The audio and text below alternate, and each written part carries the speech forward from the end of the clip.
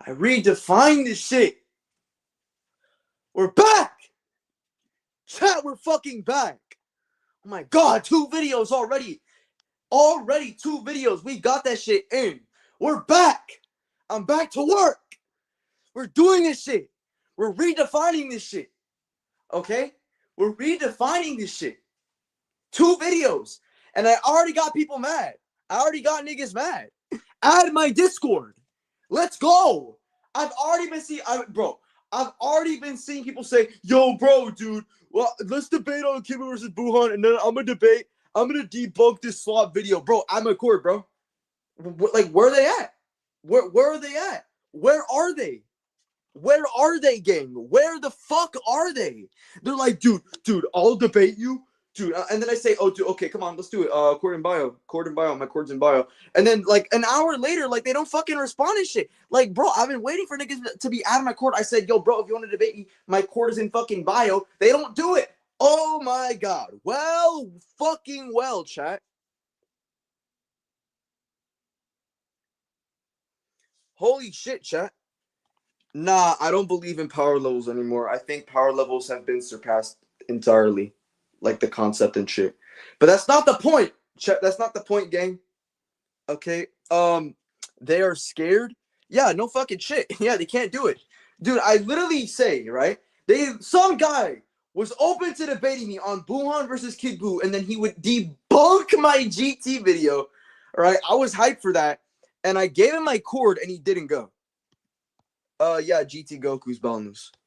Via his ascension with Shenron, which gives him Nirvana. Cause there's like a lot of evidence he has Nirvana, like just a shitload of evidence. So that's interesting. But that's not the point though. I'm not gonna make a video on that, and I'm still researching it. So I'm not the most credible individual when making those kind of statements. So don't rely on me completely. Also, God Fusion Goku fusing with the audience. I mean, okay, man. That's God Fusion Goku, though. I'm talking about GT Goku, though. Like, I fuck with GT Goku. GT Goku solos, they're coping. Yeah, facts. What the fuck? Yeah, because they can't actually prove that Super scales above GT. I can, though. Right, using parsimony, Bayesian accounts. I can use abductive, I can use inductive, and I can definitely use deductive evidence as well. So it's extremely funny to me how people are consistently talking about how I am wrong, yet when they try explaining it to me, they fail every single time because they don't watch the show. I watch the show. It's quite simple, bro.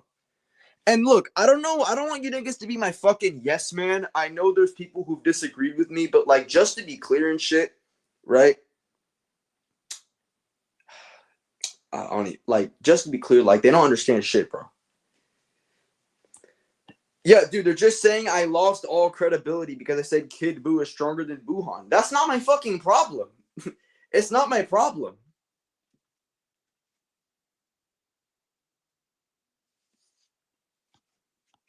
I don't know how that logically follows. Fuck Heroes anyway. I don't give two shits about Heroes. I don't know. I don't know why everybody like a couple months ago was requesting Dragon Ball Heroes scaling. I like Heroes, but I don't like it the way you niggas do. Okay, I like Heroes because I like some designs and a couple of animation. But dude, I don't want to power scale Heroes. It's a waste of my time. There's nothing that even like has any use. Right? It's better to scale things that are of the main continuities because it's actually more fun to do. Right? And it's just like, it's so fucking arbitrary. Like, the whole scaling of Heroes is arbitrary. Like, I don't know what to tell you, man. Like, it's so arbitrary. It's so trivial. It's so useless. Like, what's the point in having it? It's not my Goku. So what if you prove Heroes is canon to Super? I don't give a shit. It's useless, gang. Just stop. No, he never surpassed Buhan at all. He never surpassed Buhan in the Buu saga. No, Kid Buu was above Goku too. Yeah, the hierarchy goes Goku, Buhan, Kid Buu. Buhan is in the middle of their powers. What's the best Dragon Ball game? Tenkaichi 3. There's no doubt it was designed to be the greatest. It's why Sparking couldn't live up to this. So of course Tenkaichi 3 is going to be the best game. But I've played like an emulated version of Tenkaichi 3. I don't know how to play it like seriously. Like if I somehow managed to plug my PlayStation remote and it worked, I would be having the best time of my life, but it just wasn't. So depression, bro. Fucking terrible. Except that's not what I was saying. I'm saying that Heroes as a whole is completely like trivial. Like it doesn't mean anything. Like Dragon Ball Heroes as a series doesn't mean shit. It's just promotional content. That's all Heroes is. When people tell me that Heroes is canon, right? I'm like, I don't give a fuck. It's promotional content. It's completely useless information I don't need. Like, I don't need information on Dragon Ball Heroes.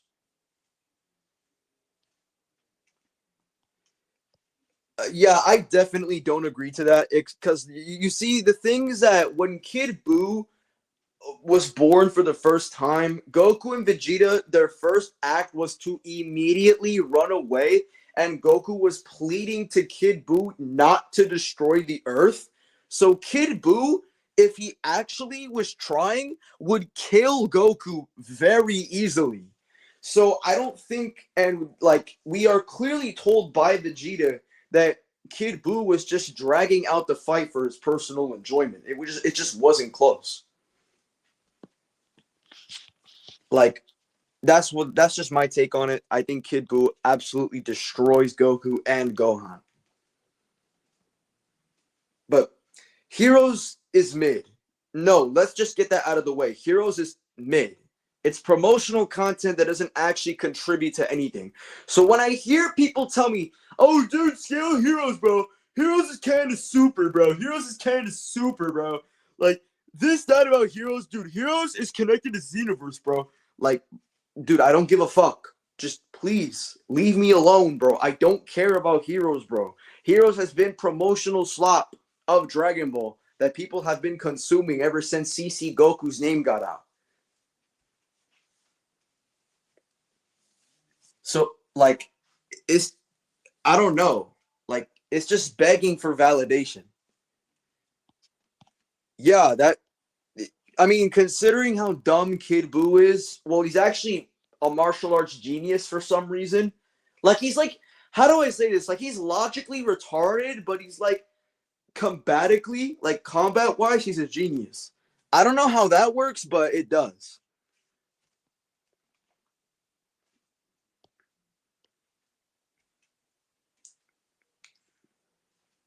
Like that's just me though. Yeah, Kid Buu dragging out the fight was the definitive predecessor of his downfall. Like it was the very definition of his downfall and how it was caused. It was just his arrogance. Well, he wasn't really arrogant. He was just like too playful, which is why he was destroyed. But anyways, chat. Anyways, brothers. Brothers? Yo, so tough. Yo, so chat, what do you guys think of my new Sonic video? Because I think when I wake up tonight, I think people are going to be very angry about what I've made. And I don't know if that's going to be a good thing or a bad thing, chat. Because I think Sonic fans are going to be really mad when I start questioning like the majority of their scaling. Like, for example, I mean, the most consistent speed tier is the speed of sound. Don't you guys find that a little bit odd if you're intending to make Sonic infinite to a measurable speed? If he was playful, why'd he destroy Earth? That does not contradict him being playful. What Kid Buu thinks is playful is terrifying to the people. Like everyone thinks he's terrifying. Like him destroying Earth is an act of his destructive playfulness. Like, he just doesn't stop. Like, that's the weird thing about Kid Buu. He has a very fabricated view of what playfulness and enjoyment is. You know, it's terrifying.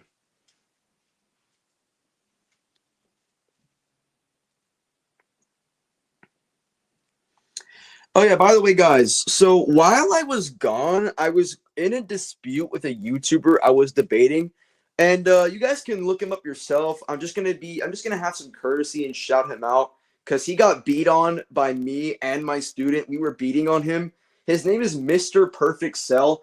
I don't know why he has these really weird takes, but he says that Dragon Ball was only multiversal. And I said, well, do you agree that Dragon Ball universe is infinite? And he says yes. I'm like, wait. So you agree the universe is infinite? Well, if you agree the universe is infinite, are you aware of the neutral zone, which is the space that contains all the 12 universes, which analytically would have to be 5D because it's the space that's containing multiple infinite 4D axes? And here's the thing, though, right? He was trying to double down multiple times, and we had to clarify him that the very foundation of a multiverse analytically requires a fifth spatial axis because that's what's necessary to contain space-times. So he was like doubling down multiple times. Like, this was like double down final boss. No. And then here's another thing, right? I said Oob is equal to Kid Buu, and he's like, oh, no. He just inherits the soul of Kid Buu, and he's strong. I'm like, what the fuck are you talking about? Goku reincarnated Buu so that he could fight him again. So it makes no sense if they're weaker, if he's weaker. Also, it's stated in the Daizenshu that Oob has the stupendously powerful Majin Buu inside of him. Meaning Majin Buu is inside of Oob. So his very being, right, stupendously powerful is a strength character trait. So it's more likely that it's probably his actual being Oob, right? And then it's stated in the Dragon Ball website that Oob unleashes his true power, meaning he had to have been outputting the power of Kid Buu. Right? So when we establish all of that, right? That's easily right. Oob is equal to Kid Buu. And then he's like, oh, no, dude, he just inherits the soul, bro. That's all he inherits, bro. And I'm like, wait a fucking, and no. And he, in the same debate, he implied that someone's strength can be external to their nature. What the fuck? Someone's strength is analytically part of their nature. If you're suggesting that an individual's strength is separated from their nature, then it's not their strength, but it is their strength. So what are you talking about? Right? Dude, this guy's the biggest doubling down motherfucker you'll ever meet in debating. It's so bad. It is just so bad. It is really bad. Right? Yeah, so he was expecting to, and then Goku confirms he's as strong as he expected. And then Goku was saying, oh, I asked for King Yama to fight Majin Buu again so I can rematch him. Right? So he was expecting to fight Majin Buu. Then after Oob kicks him, which the same Dragon Ball website states that it's unleashing his true power, right? He then states that he's as strong as he expected. Boom. Oob equals Kid Buu. So, what the fuck? I don't know how people come to that conclusion.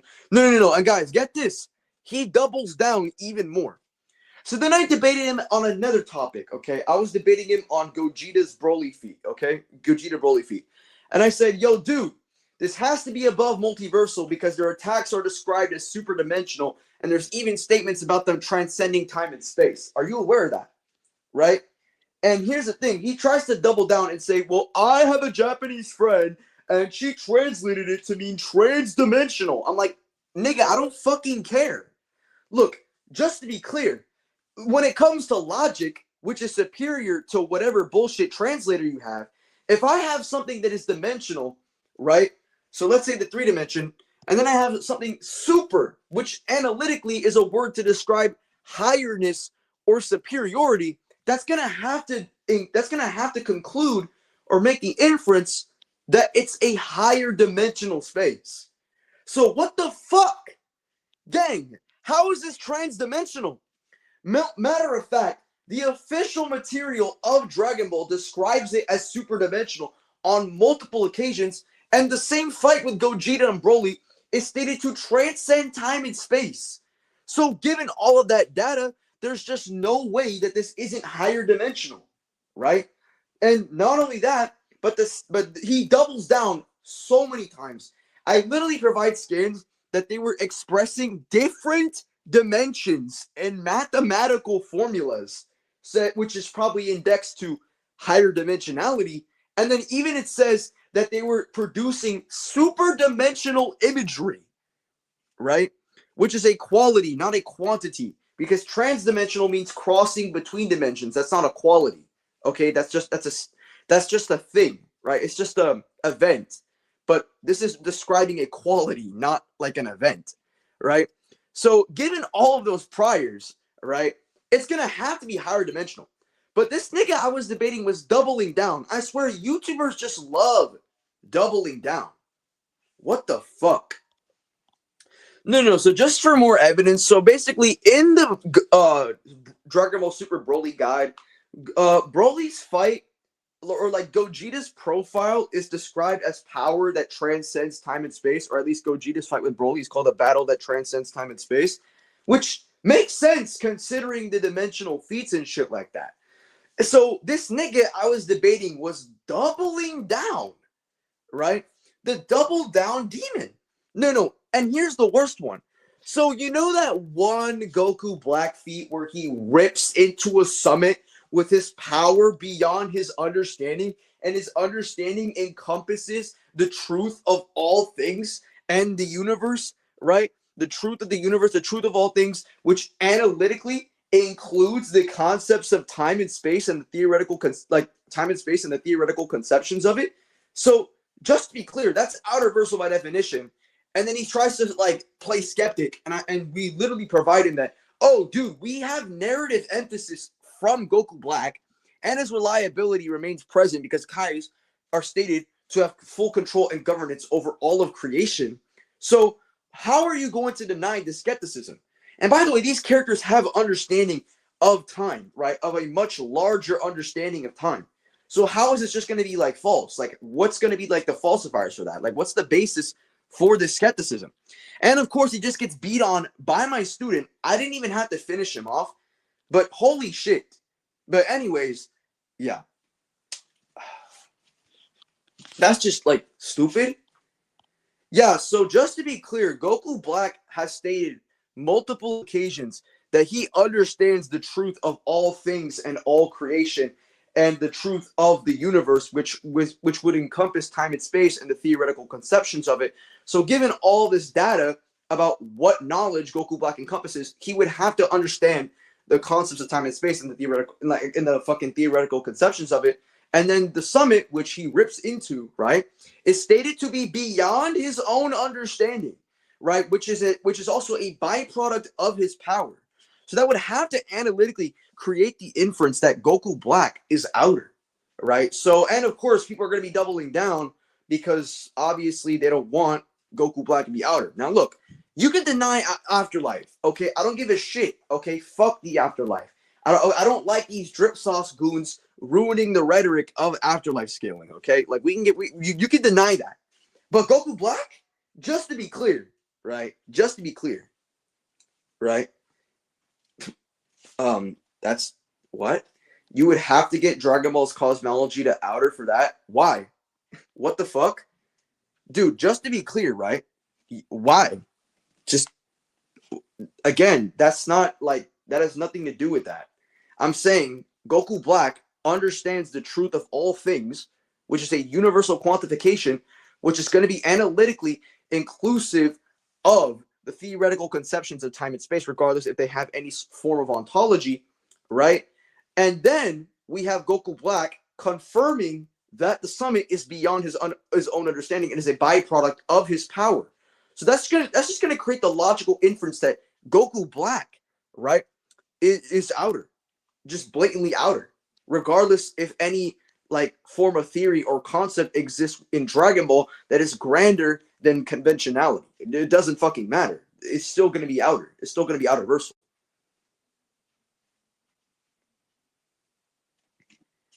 Yes, if he understands the truth of all things, you would have to prove the cosmology is outer. Why?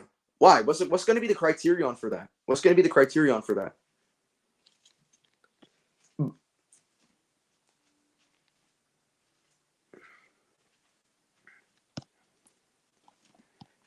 Brother, I'm literally just telling you what I'm legit just telling you like what I'm arguing for. Like it's not necessarily a highball. It's called a universal quantification in logic. Okay? A universal quantification is when we say, right, that X has all Y, right? So if X has all Y, then that means all and every attribute and everyness of Y, right? So if X has all Y, that's just gonna be like deductive. Okay.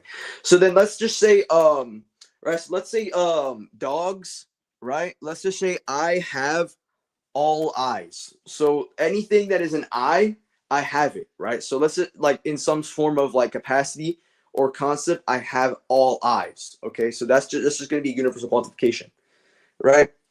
So if someone like Goku Black understands the truth of all things, right, and has the truth has the truth over all creation, all the universe, right, the truth of all these things, right, which is going to include time and space as well as the theoretical conceptions of it, right, analytically, because that's part of said universal quantification, right, then Goku Black's understanding fully encompasses, right, these theoretical conceptions.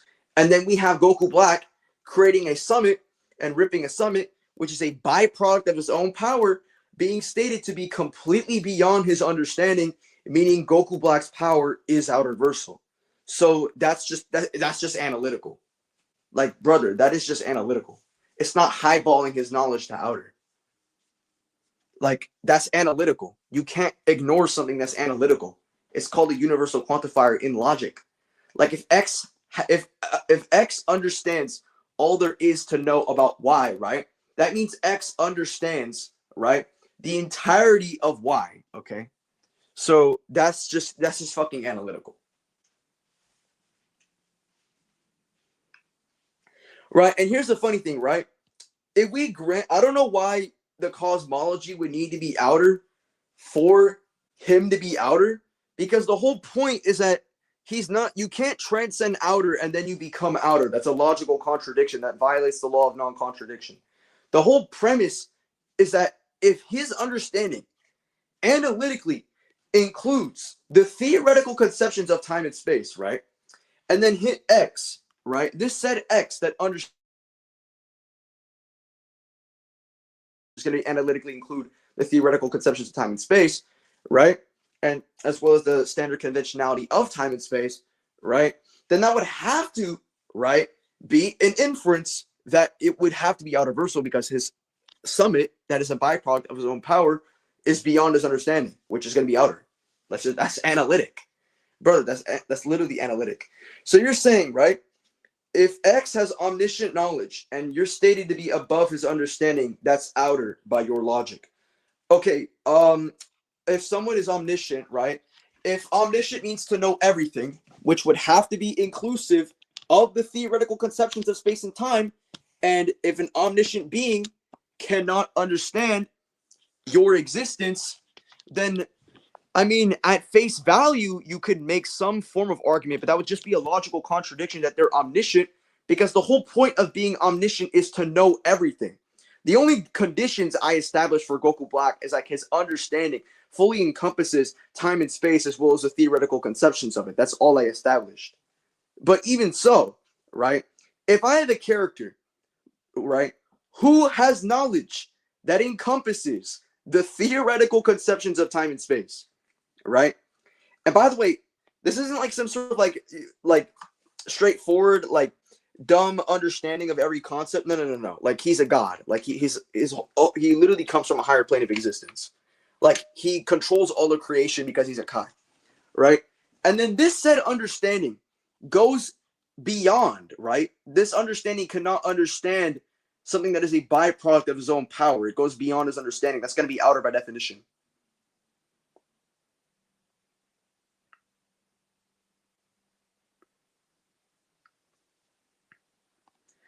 Where would you put base Goku Black after switching his body with Goku? He's actually weaker than Goku because he couldn't control his body at the time, and then later became stronger, and stronger by understanding and controlling his body more. So, yeah, I would have him at weaker than Goku, and then slowly evolving to become stronger. However, I don't believe base Goku Black equals Super Saiyan Blue Vegeta. I think that's like, or like base Goku Black is stronger than Super Saiyan Blue Vegeta. I think that's a load of baloney. Right? I think it's just like high key cherry picking. But okay.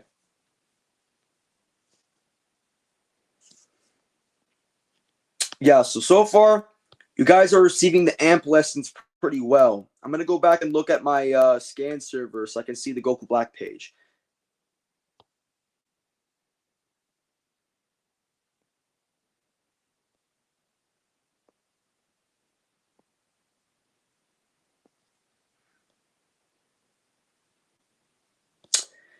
Yeah, so I'm just reading the stuff that we got in our records.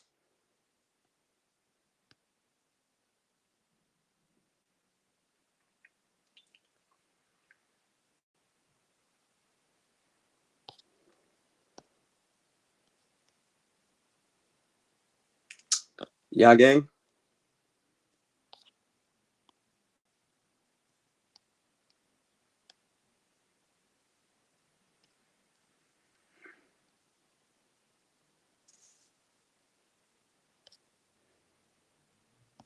Oh, shit. Oh, shit. Wait, hold on. My student just won another debate. W.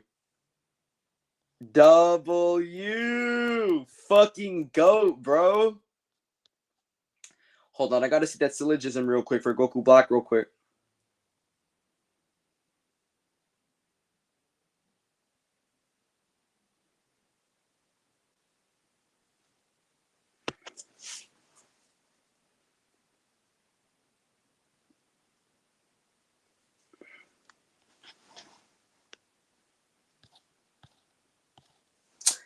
Oh, shit. Oh, shit, twin. Shit, twin.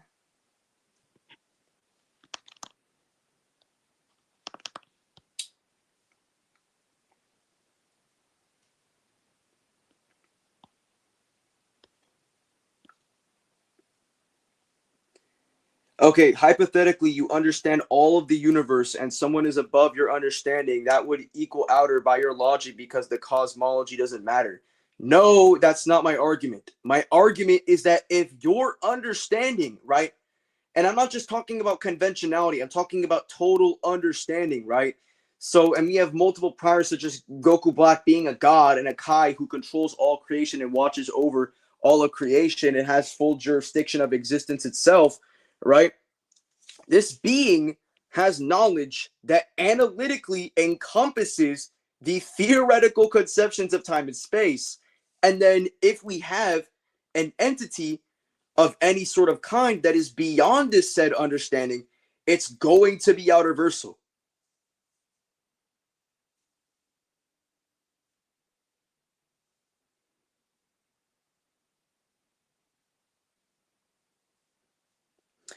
I can't show scans right now. My ass is on mobile.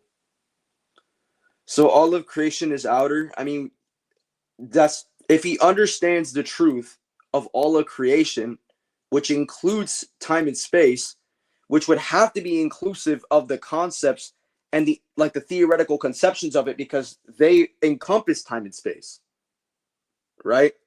So that's also part of all of creation, right? So if his knowledge spans across all of creation, which analytically includes the theoretical conceptions of time and space, it's going to be universal. Nigga, are you fucking dumb? So all of creation does not include time and space. What? Bro, what the fuck are we talking about? It could just be higher dimensional, not outerversal. Yeah, that's just going to be false. That's just going to be analytically false. What the fuck? Yeah, sure. If we suppose, right, you can make some sort of like low ballish argument, but that's just not going to be the case because we have many priors from the anime and Goku Black's position and authority that his knowledge is going to be encompassing time and space and the theoretical conceptions of it, which is encompassed of all of creation and his understanding of all of creation, which would have to include time and space and understanding the theoretical conceptions of time and space. So yes, this is going to be analytical.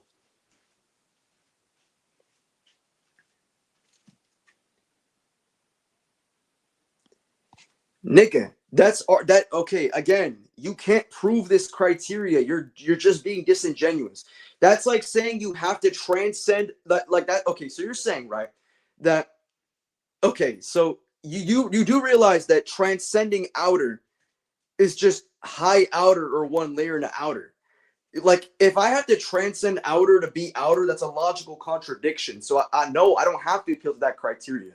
All I need, right, is the literal theoretical. I just need either the concepts or the theoretical concepts, regardless. If my character's understanding, right, has divine position over all of creation, right? Divine position over all of creation, existence, the universe, that kind of shit, right? And then his understanding fully encompasses the theoretical conceptions of time and space via having full jurisdiction and knowledge over all of creation, the universe, and all that shit, right? And then my understanding, right, and my power goes beyond my understanding, which encompasses that knowledge. It's going to be universal. You can't make exceptions to that. It's a universal quantifier.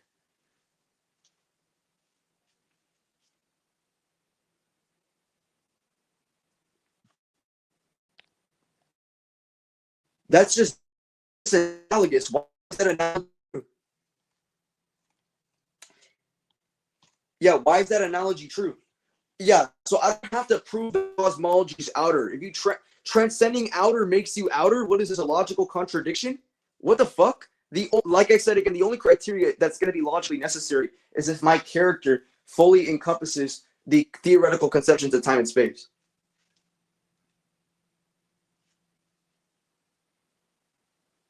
So no. Yeah, again, so you're just repeating the claim. That's not going to work.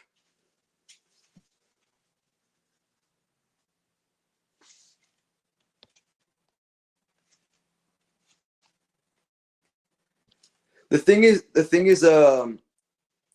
yeah, so the thing is that X in this analogy would still be applicable towards the constants of space and time. Yeah, so here's the thing.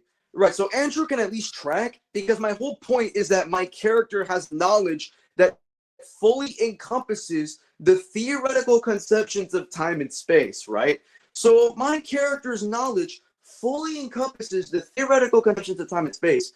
And then there is a summit or a like a rip summit that goes beyond his understanding and is a byproduct of his power.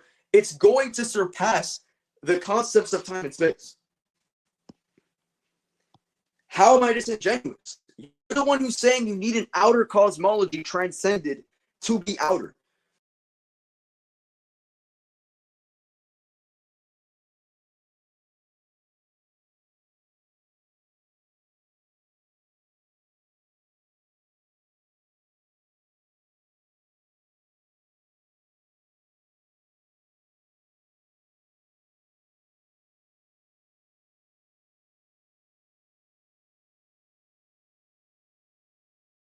Bad, I low key disconnected real quick. So yeah, just to be clear, right?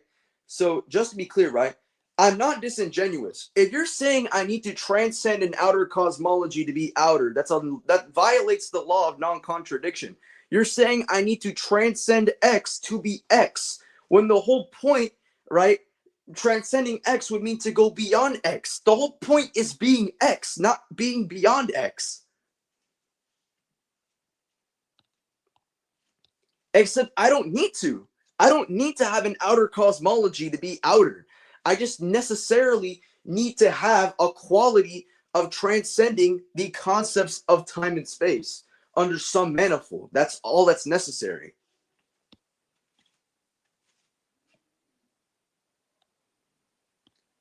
Prove X cosmology is outer. Why do I need to? I don't need to transcend an outer cosmology to be outer. That's not the definition of outer, and that's not the criteria of outer. Like I said, you're saying that you need to transcend X to be X. Brother, no. What the fuck? Yeah, he's just repeating himself. Yeah, so just to be clear, all of creation is going to include time and space, right? And if he understands the truth of all creation, which means he's going to understand the truth of all of time and space, right? That means he's going to have to understand the theoretical conceptions of time and space, which are the very frameworks that define time and space as a whole, right? So that's just going to be like logically necessary, and his understanding fully encompasses this. And then this understanding is transcended by his own power, which is beyond his understanding. So that's just analytical. It's just analytical, brother. It's just analytic. This nigga's denying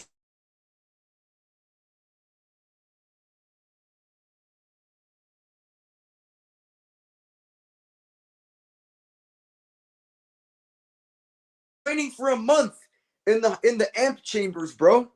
I'm becoming a rhetorical demon, chat. They need to seal me back, gang. He doesn't understand analytical truth. He's stun locked. He's stun locked, brother. He's stun locked. Oh, he's repeating himself. That's repeat 3. That's repeat 3. Everyone put that in. Everyone put that in. That's number 3. Everyone spam number 3 in chat. That's a repeat, right? I don't need to prove that criteria. I need to prove that criteria, right? I don't need to transcend an outer cosmology to be outer. That's like saying you need to transcend X to be X. That's a logical contradiction. Try again, buddy. Why is that criteria sufficient? You're fucking dumb.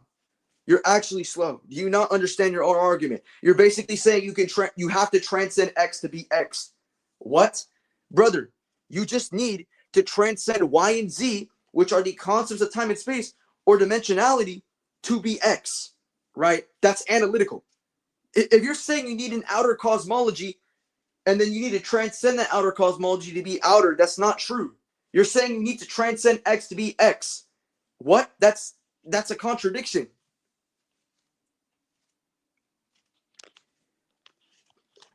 Again, that's not what I'm asking you. I'm asking you to prove that you need to have an outer cosmology to be outer. What the fuck? Why is that logically necessary? Prove it's not?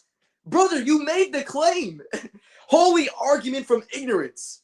Yo, this guy said prove it's not. Prove the criteria is false. Brother, prove it's true.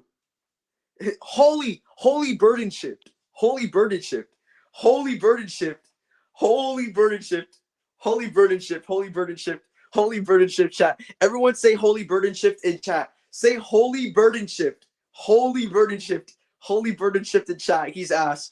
Oh, he's getting stun locked. Holy burden shift. Oh shit. Oh shit. You want to go in VC, buddy? Hold on. Let's run it in VC, bro. Actually, we can run it in VC if you have the time tonight, bro. We can do this in VC, right?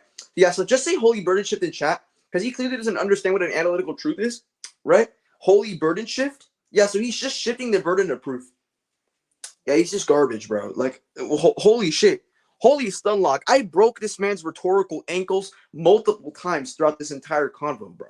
It's over. There's no way he's getting back from this. I broke his dumbass rhetorical ankles. He's fucking garbage. Just to be clear, chat. This nigga named F5, he thinks that you need an outer versal cosmology to be transcended in order to be outer. So he's basically saying in order to be X, you have to transcend X, which is a logical contradiction. You need to, what? You need to transcend yourself in order to be yourself. Holy shit. This guy is basically saying you need to transcend yourself in order to be yourself, which is a similar analogy to what he's saying. But he doesn't. Except he doesn't. There's no parameters to that. You just pre-assume the parameters in question, brother. Holy burden. No, wait. So, chat, just to be clear, this guy just said that what if he only knows everything on a 4D scale or a 5D scale? Brother, he understands the truth of all of creation, which includes time and space, as well as the theoretical conceptions of it, because they are the very frameworks of what we understand to be time and space, right? So that's just analytical. Because the thing is, to understand the truth of time and space would have to understand the theoretical conceptions of time and space within totality to truly understand the truth of time and space, right? Because if you're having a limited understanding of time and space, that's not understanding the total truth in totality of time and space, right? So again, you're not tracking. It stated that he understands the truth of all creation. Fuck no. Extraversal is boundless, right? To be boundless means to have no virtual limitations and have basically everything. Complete transcendence on an absolute level. There's no layers to that because that implies extraversal has limits, which is a logical contradiction to what the intention of extraversal represents. So that's retarded. Let me see the scan. Again, brother, I told you I'm on mobile. You're being asked again and arguing from repetition and asking the same things over and over again. So just to be clear, right, this is all I'm giving you.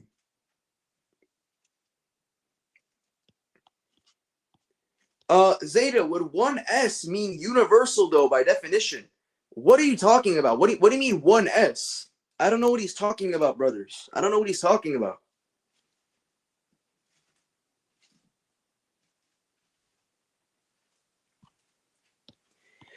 Brother, finally, someone who tracked. So just to be clear, to understand the truth of time and space, right, which would require the fullest understanding of time and space in totality, to truly understand the truth, he would need to understand the concepts of space and time, right? He would need to understand the theoretical conceptions of time and space, which are the very frameworks of what we define to be time and space and how they function, right? So just to be clear, your understanding needs to fully encompass time and space in order to understand the truth of it in totality, which is analytical. So what the fuck, gang? These people are ass. Oh, yeah. So limitless in a conventional sense, like them having infinite power, is going to have to be universal because universal, at least in a standard observable universe, is still limited in size and matter.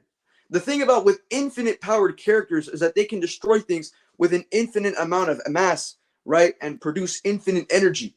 The universe only has a finite amount of energy.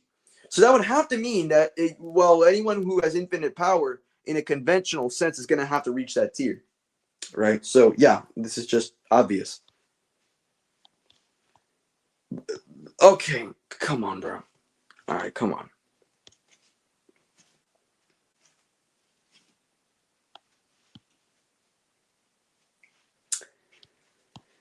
So here's the thing, right?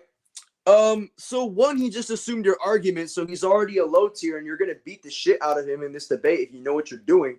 Secondly, right, the thing about Kid Buu being the most dangerous is that's actually a funny thing because if Kid Buu is weaker, then why would Kid Buu be more dangerous if he's weaker?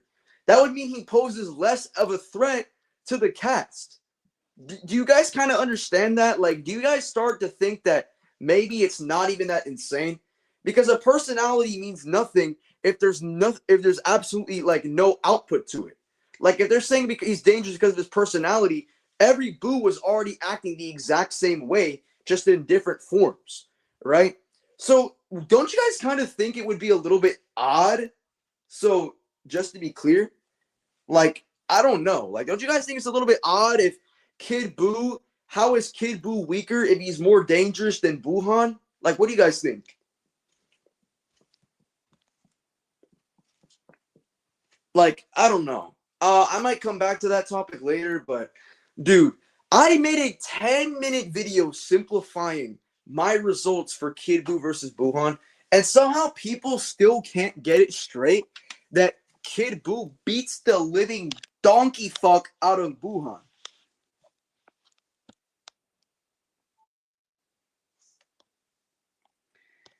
Zeta, where would you scale Wally West? I keep arguing with this guy. He's saying in order to be outerversal, you have to have ontological worth.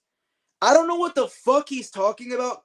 Just tell him, shut the fuck up with your esoteric bullshit. It's completely unnecessary and you need to prove that. Yeah, that's all you need to do, brother. Because literally the most common consensus definition of outerversal would be to lack dimensional limitations, which is going to have to be outerversal. So obviously, what the fuck? Like, please shut down his esoteric bullshit. He's a dumbass low tier.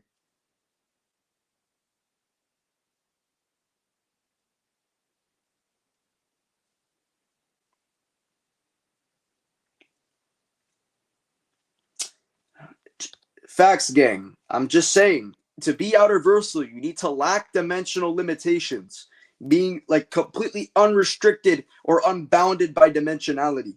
That's what outerversal is. So I don't give a fuck about what his esoteric bullshit is. Just tell him to prove that shit.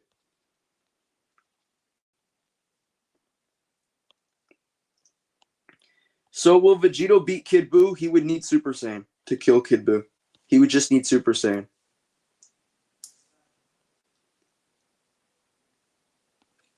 What's the scan called? Goku Black talking with Trunks. Like, when Goku Black just confirms everything, like he understands the truth of this universe, this world, the truth of all things, the all of creation, and shit. So, yeah. Zeta, does absolute omnipotence exist? Holy shit. That's just a redundant word. You're just saying the same thing again and again.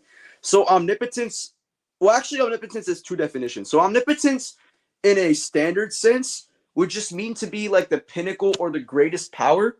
But omnipotence can also mean, right, to virtually have no limitations, be like an absolute being, right? So that's kind of just a redundant word.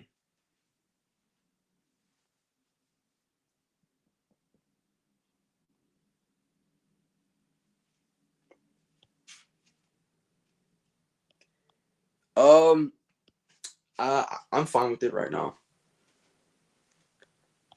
Fuck no, do not use that shit. Actually, maybe the spirit bomb is a strong wank I saw in the community. The spirit bomb was a crazy wank I saw for Kid Buu. Oh my god. It's so open to brain deadness. I just like I stood away from that shit.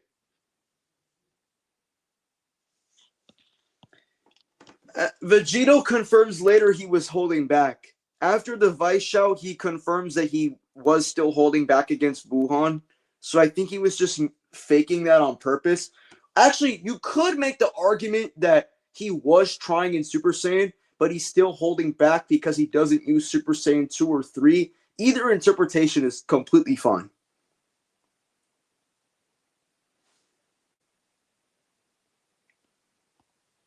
But he has reliability, and we get narrative emphasis inside of the narrative from his statement simultaneously.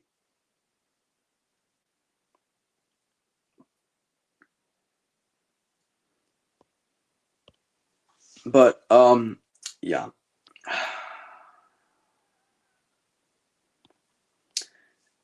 That's a fake Super Shenron. That's not the real one. F5, bro. You're denying analytical truth, brother. Yo, brother, you're denying analytical truth. Why, brother? Why are you denying the analytical truth, brother?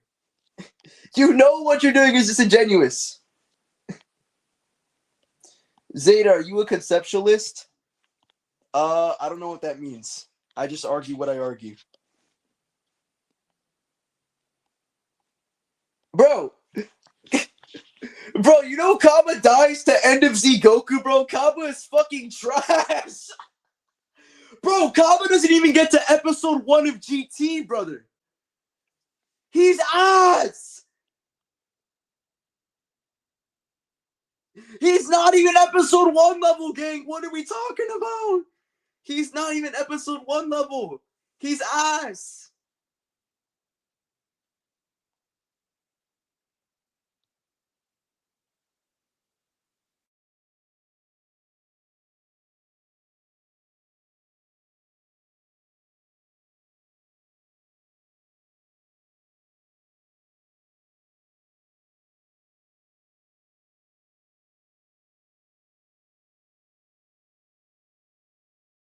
Fucking internet.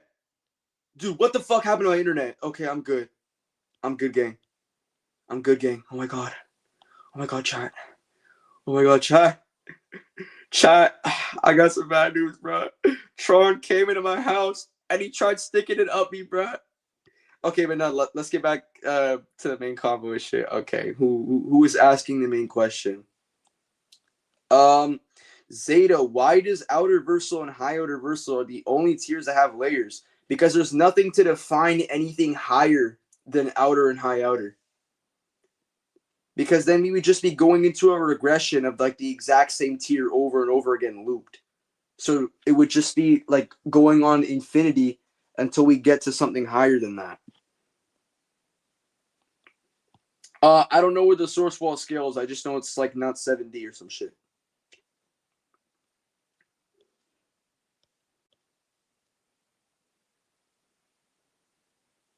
Zeta, do you have GT Heroes? Yes, I do. You guys gotta know about the end of GT Goku is God Nirvana.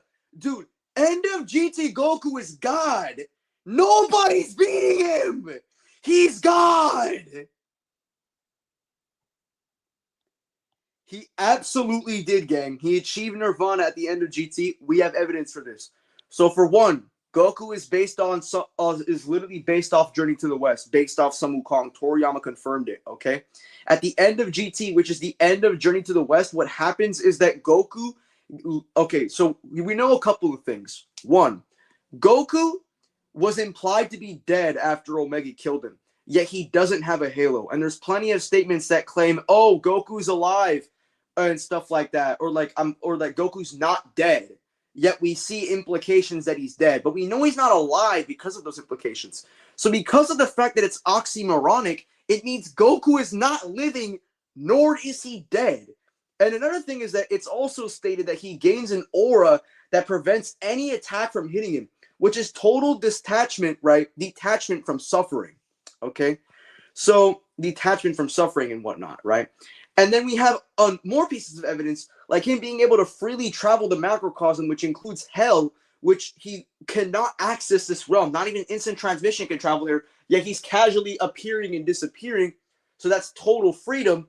Not only that, but he ascends to the world of the gods, which the world of the gods, right? Or he leaves to go to the world of the gods, right? Which is a place that is beyond everything, because even people, it says no one can go to the world of the gods. No one can go to Shenron's place, which includes people like Bulma and Trunks, who can use time machines to transcend time and travel to other timelines, meaning they still can't go there.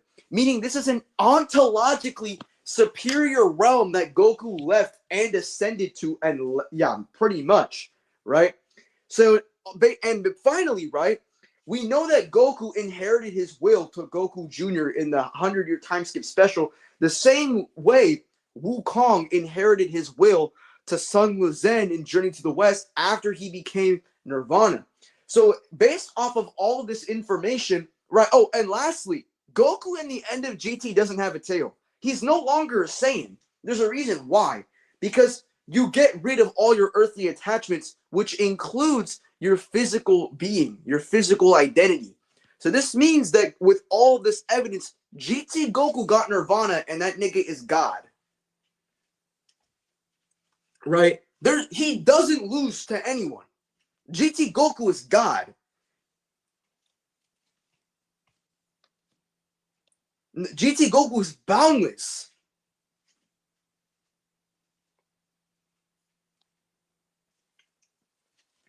Right? Because here's the thing, right? Someone could say, "Oh, dude, just because it has concepts like, just because it has like similar concepts to Nirvana, doesn't mean it's Nirvana." So just to be clear, no, they're not even similar. They're the exact same identical concepts to Nirvana, and they're literally based off the same character. So that is just baseless fucking skepticism, right?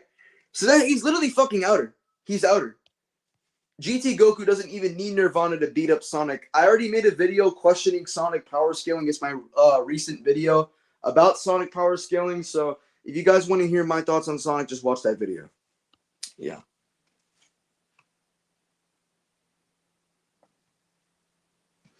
But pretty much, chat. So just to be clear, GT Goku is literally God, bro. Zeta, did you notice what happened to Drip Sauce? Is there anything specific? Because the last thing that I heard from Drip Sauce is that he received 2 strikes on his channel, and yeah, and he's no longer making videos. But I hate to be that guy, but I am not a fan of Drip Sauce for what he's been doing lately. I mean, like, I was trying to spread awareness in his server about Logical J, like, trying to come back to YouTube, which if he does, he's going to try to expose himself to more kids, ABC. Then Drip deletes my message and says, "Oh, dude, it's not your server." Brother, shut the fuck up. Are you saying that your selfish acts, that it's your server, is more, like, holds more authority and credence over the lives of plenty of children that could get groomed by Jay? Because the last records we have of Logical J is him sending his pics to a 13-year-old in March 2025. So what the fuck, chat? Is that what he's implying? Is that what he's implying, chat? Because that's kind of what Drip is implying if he's saying, "Oh, it's my server." So what the fuck are we doing, gang? Why are we still repping this bum? Like, just to be clear, chat, like, this is on some weirdo shit.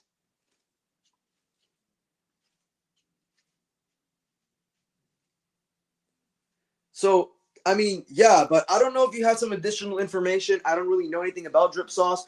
I know, chat, so here's the thing. I'm going to give you guys some information, right? I have not been here since 2024, like my channel About page says it is. I've been in the Dragon Ball community for over, like, pretty much 3-4 years. I'm aware of Drip's weird shenanigans.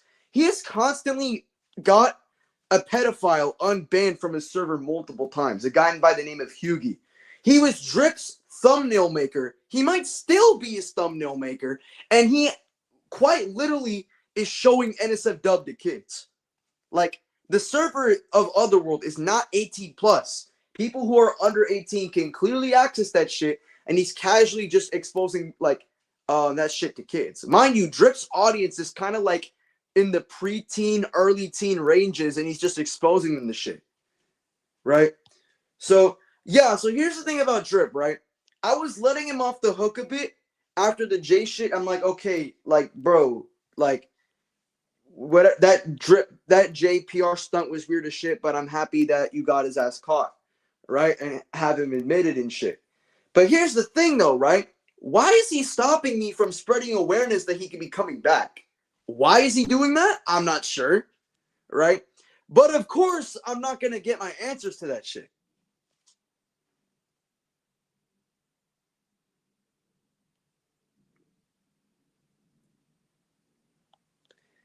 Do you think Super Goku will reach the realm of the gods the same way he did at the end of GT? The answer is yes, but also no. The answer for yes is because he is GT Goku. Goku and Super Goku are both the same character. Just to be clear, guys, they're the same fucking character, right? Goku, being the character of Sun Wukong, was destined to ascend and achieve Nirvana, right? Which only would make sense if they're the same character. Now, that's not my main piece of evidence, but I believe that they're the same character. GT Goku and Super Goku, they are the same nigga. We literally have confirmation from the 2017 timeline, Xenoverse, all this kind of shit. I will repeat myself again and again and prove to you guys that they've been shoving GT as canon to Super, like, knowledge in our faces since day one, but people will still ignore it because power scaling. Like, brother, this is true. It's just stop being angry, bro. The only people who don't like the concept of GT being canon to Super are like the consistency perfectionists, power scalers, or people who don't like GT.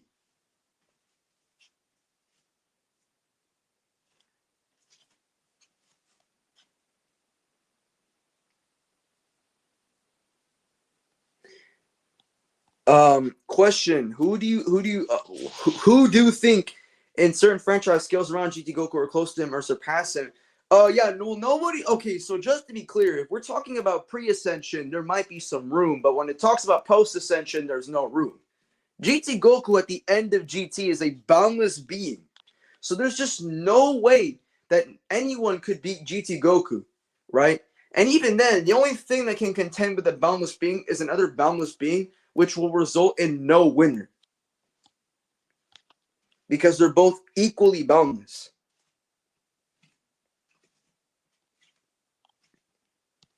So is Daima canon to this Super and GT canon of yours? I don't think Daima. I think Daima is canon to Z. I don't think it's canon to Super.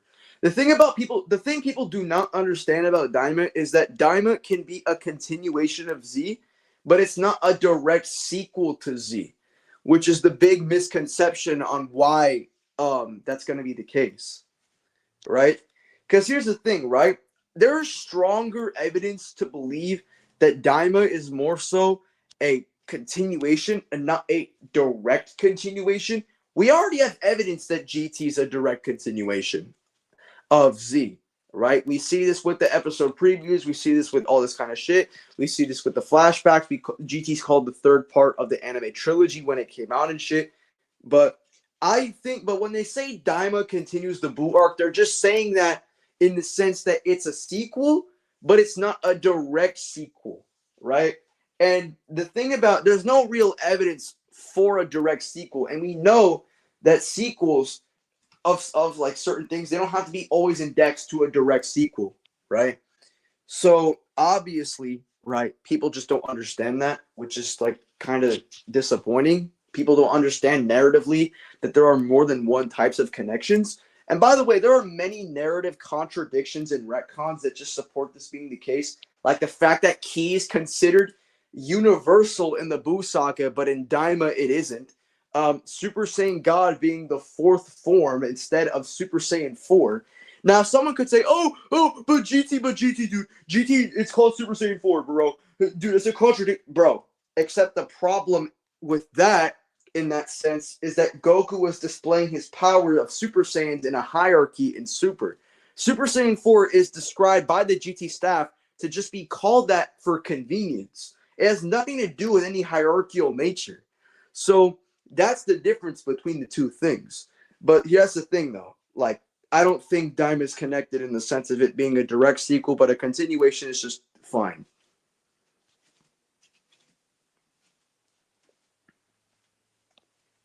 Good. You should watch my GT stuff. That's going to be more convincing than the conventional arguments.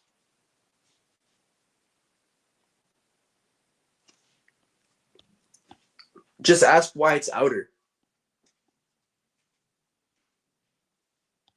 One question, is Xeno Goku the same Goku from GT only before he reached the Kingdom of the Gods? No. The reason why is because Xeno Goku was actually a being that was created from Trunks' memories.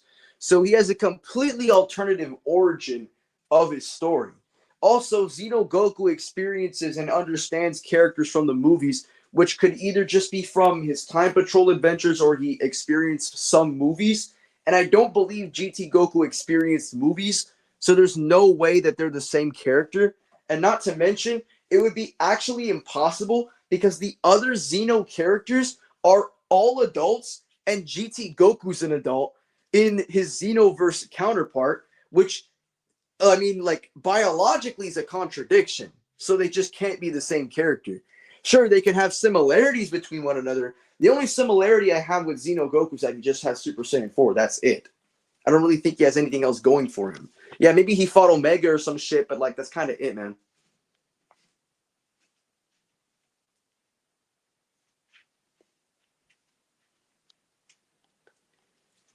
Because then that would just mean they're not boundless. A boundless character doesn't lose.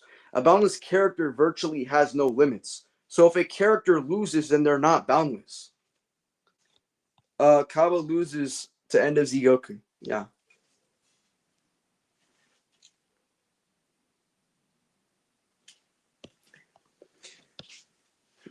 Yeah.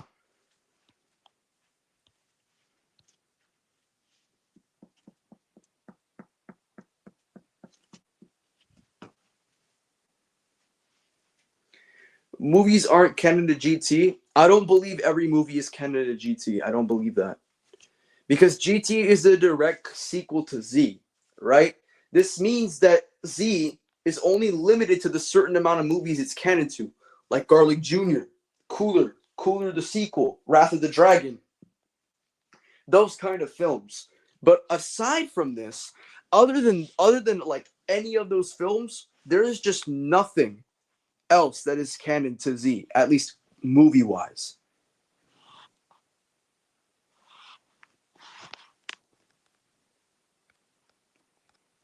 GT Goku destroys via his ascension with Shenron.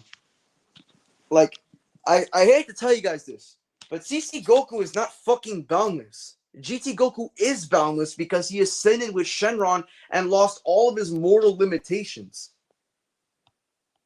Equal. They're equal.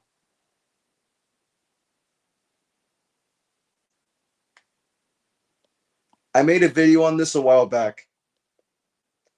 But I'll just repeat it. Yeah, so the only films that are canon are Garlic Jr., Wrath of the Dragon, Coolers 1 and 2, and that's pretty much it. Yeah, I don't see any other movies being canon other than those films.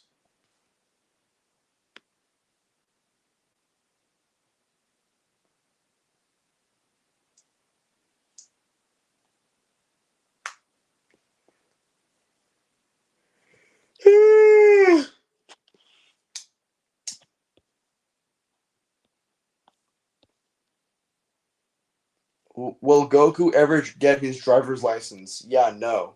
I don't even think chronologically he'll ever get it because he's God.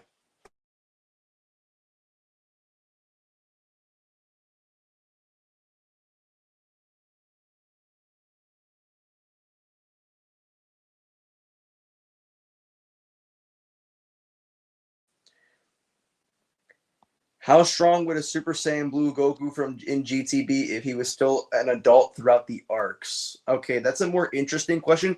I would certainly believe he's stronger than his kid self because the thing is, even though his kid self eventually became stronger than his adult self, I think his adult self would have a much better like strength growth than him as a kid. But I don't know. It's a bit of a harsh placement, so I'm not sure. I would say,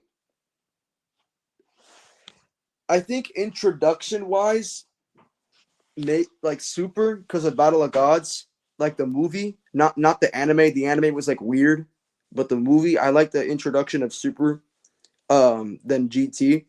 But I really like the journey of GT better than the journey of Super. So it just depends how you like things, I guess. Introduction would go to Super, but the journey overall would go to GT. And the ending of GT, dude, I watched the 100-year time skip special. I finally got my dirty ass hands on it. Dude, I almost fucking cried when watching that, bro. I almost cried when watching the 100-year time skip special. It, I almost cried, chat. I'm a full grown man and I'm almost crying at GT, bro. It was so sad. Like, but like, dude, do you guys no when I watched the 100 time skip special, there was some sort of spiritual vibe that was in it, bro. Like, do you like when you're watching the time skip special, like all of the backgrounds look like places that you would go to on like a road trip or something. Like, it just feels so nostalgic, despite the fact that I wasn't born during GT. It was so odd. I don't I don't get it. No, and guys, I'm not talking about episode 64. I'm talking about the 100-year time skip special, right? Like, there's something so odd. It's just so like the music in the beginning of the time skip shit had me almost fucking crying, bro. No, and here's an interesting thing, chat. Goku Jr. is the reincarnation of Goku. When Goku showed up to Goku Jr., he explains to Goku Jr. that the reason he has the courage to go to Mount Paozu to save Pan is because he is Son Goku.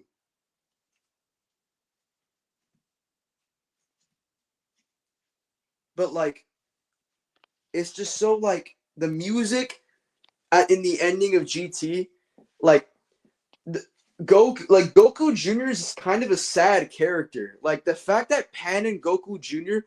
are like some of the last people we have in the Z fighters, right? And Goku Jr. is like this sad little kid whose pen was gonna die. Like, and then at the very end, he becomes like a Super Saiyan and stuff like that. Like, it's crazy.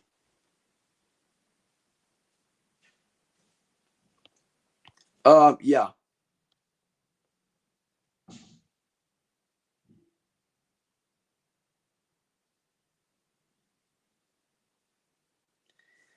But like the ending of GT, and I mean like 100-year time skip, like the time, like the 100-year time skip, like obviously I know that's not the ending of GT. The ending of GT is when Goku Jr. fights Vegeta Jr. I'm talking about like the time skip. Dude, I almost cried watching the time skip, man.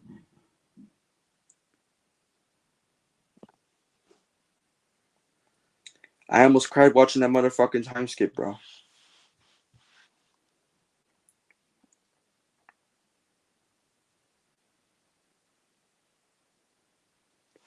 It's just like, why? Like,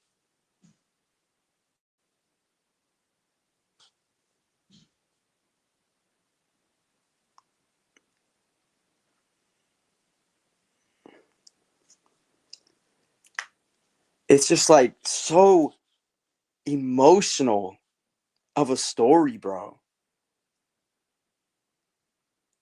Not and GT Goku Jr. with the saving the bears and stuff like that. Like, it was such a sad story. It's like it feels like a story where like everything's good, but there's no one left. It's kind of like the future timeline, but in reverse, where everything is good, but it feels empty. Right? Like there's barely anyone left. Like it feels so empty. But it's like everything's good, but it's empty. It's like so sad.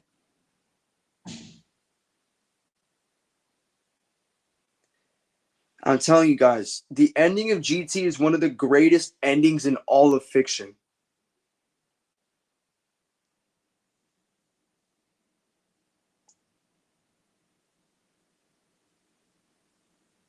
Like legit all of fiction, bro. Yeah, when it happened first. No, I'm saying later in the story, right? Goku Jr. was so weak, but at the end of the story, like his courage as Son Goku, right? His courage made him return back. Right? His courage made him strong, and he defeated strong like enemies, or like he became a Super Saiyan. And the fact that the Super Saiyan is still so significant in GT is just like insane.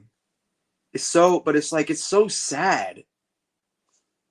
But Earth isn't doomed anymore. The world is now in peace.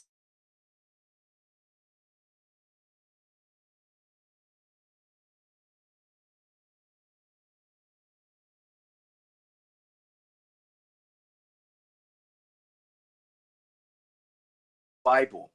How the last enemy of Dragon Ball GT has to so coincidentally be the dragon, which is the final enemy of the Bible before being defeated by Archangel Michael or just being defeated by God in general. Goku saved humanity. He was carrying the hopes of humanity with his own hands and used the hopes of humanity to defeat the dragon once and for all. It's almost like the Bible. Then, after Satan is defeated, a new world, a new earth will be born, which is kind of what happened. A world, it's more like a metaphorical ending. The world where Goku leaves becomes the new world. It is poetic, but it reminds me of the Bible.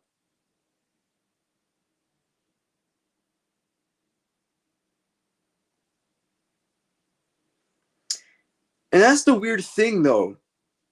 Was GT Goku, was Toei thinking GT Goku was Jesus? Because I'm not gonna lie, let me get this straight. 7 dragons, 7 deadly sins. They are all built off of hatred from humanity, like the evils of humanity, right? And then Goku is described to be like a god, and he holds the hopes of humanity on his shoulders. And then he throws the spirit bomb symbolically to kill Omega. That's like Jesus. When he carried the weight of sin from dying on the cross to defeat the devil and sacrifice himself for the sake of humanity.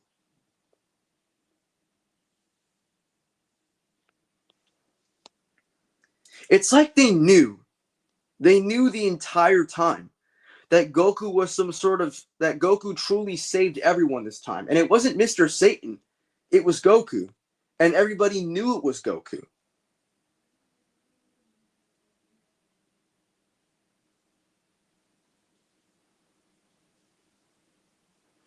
This is just more evidence that GT Goku is God. There's no way. I think it's more Buddhism because Goku's based off Wukong. There's more evidence for Taoism is just the way he leaves. But in terms of his actual state of being, it's more in line with Buddhism. A guy said Archie Sonic is complex multiversal due to being affected by matter. Why? Tell him to prove that shit. Actually, let me just search up what matter is. Let me search up the definition of matter.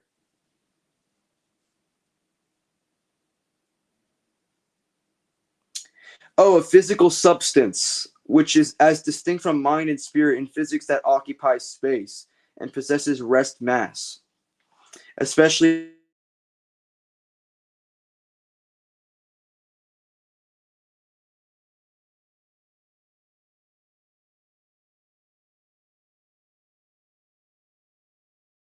shit and the fuck.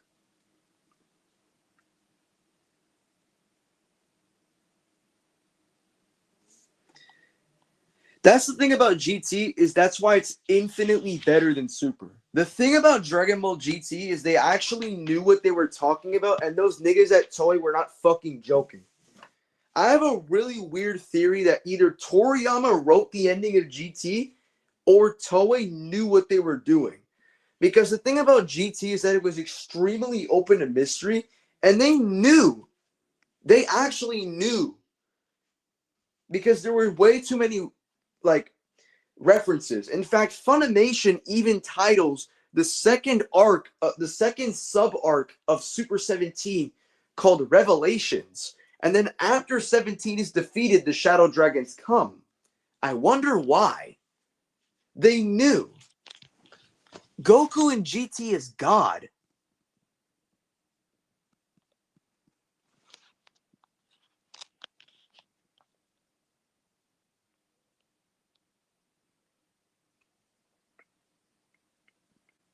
You see, that's the interesting thing is when we go back and watch, right?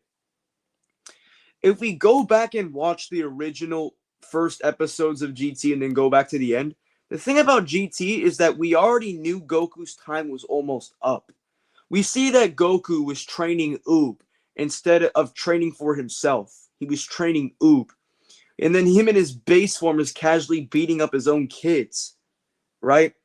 And we know that, and Goku even says, "Oh, I'm gonna finally put you to sleep," or like, It's about time." Like the way he talks to Omega feels like he's finally done. We can see little glimpses of his disappearance. In fact, Goku, when he told the Sigma Force, "Yeah, I know, fucking corny," he says that it's a long time since I've met anyone as strong as you. So it's been a long time for Goku in GT. We know that Goku's time is up and something was coming. Even Goku, when Shenron pulls up, he states that it's finally time to leave, as if he knew the entire time. Because that's the thing. And that's actually another concept from the Bible. You see, I think Jesus knew that in 40 days he would leave after his crucifixion and resurrection to the heavens. So it's almost like as if Goku knew. But here's the thing about Jesus. Jesus also knew his very fate, that he was going to commit this crucifixion later on within his history, and that he was going to be the one to sacrifice himself for humanity, which is a bit odd. Sometimes Buddhists, actually, even the Buddhists, know when they are about to reach their fullest length of Satori, which is the path to enlightenment. So it's almost as if Goku knew the entire time.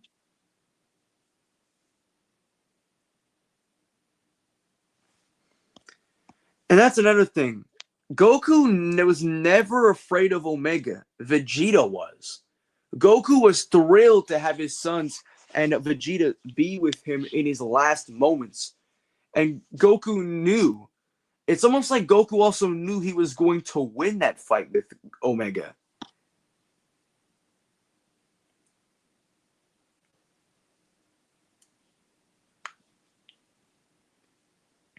But it's just so like bro, this is the thing about GT is that I have a different philosophy about GT than a lot of individuals. I don't view Dragon Ball GT as Dragon Ball GT. I view it as extended episodes of Dragon Ball Z. They are the exact same show. Whether you guys like it or not, they're the same fucking thing. There's no way they're not. And it's almost like it was the same story being retold to me about Dragon Ball Z. It felt as if it is Dragon Ball Z. I don't believe Dragon Ball GT is a separate entity. I don't believe that. I think that whole ideology is relative to people. But people who can truly grasp GT would understand that it's not really a separate entity. It's more so the same thing. It's just Dragon Ball Z with more episodes. It's not a separate show. It's the same show, symbolically speaking. That's how I view GT. I don't view GT as a separate show. I view it as Dragon Ball Z.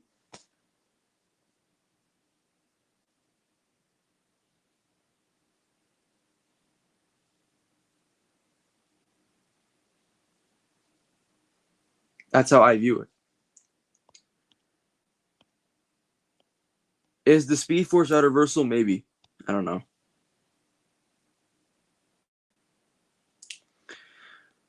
I mean, that's cool, except I have some problems with that. Now, dude, you're nostalgia, bro. Zeta, bro, shut the fuck up and let me speak. The art of GT made the ending and the story so special. Remember when Goku, Pan, and Trunks were going to get their spaceship after it was taken by an empire in the Black Star arc, and how Goku had to fight Legic? The background of that fight was so beautiful with the pink space and like the distant cosmic cities. It was gorgeous. Or how Goku was in Sugoroku space and it felt so odd. Like Sugoroku space was so weird for what it was. Or the fact how dark and eerie the skies were when Omega was putting his negative energy across the whole earth and shit like that. It was terrifying. Like, or like the reds, or like when Baby attacked Earth, and then there was like the red dark skies when Goku was getting his ass beat by Baby, right? And it's just like I don't know. And then there's Super 17, the rocky terrain and backgrounds with like the beautiful oceans and the forests. It's like it like showed the Earth more than I think any other Dragon Ball fight.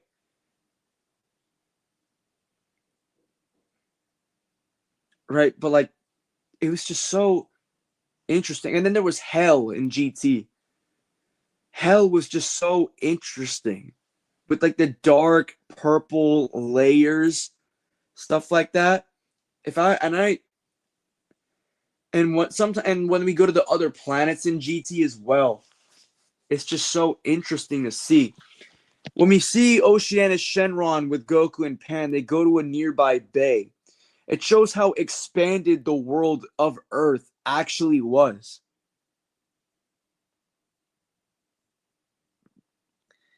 Yeah, Planet M2 was just insane.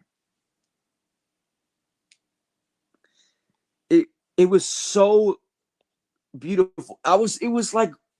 It was like looking at a Renaissance painting to depict Jesus. And that's not to be blasphemous. I'm just saying when I look at Dragon Ball GT, I view it as the Renaissance of Dragon Ball. OG Dragon Ball, despite being older than GT, didn't have this feeling. The only the same thing with Z. Z didn't have this either. GT had it.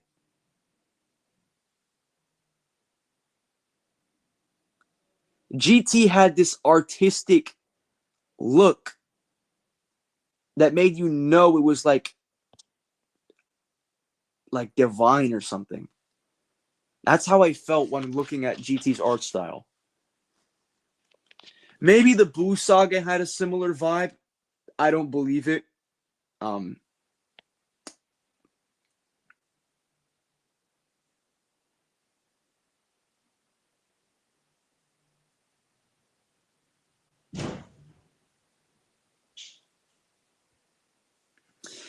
but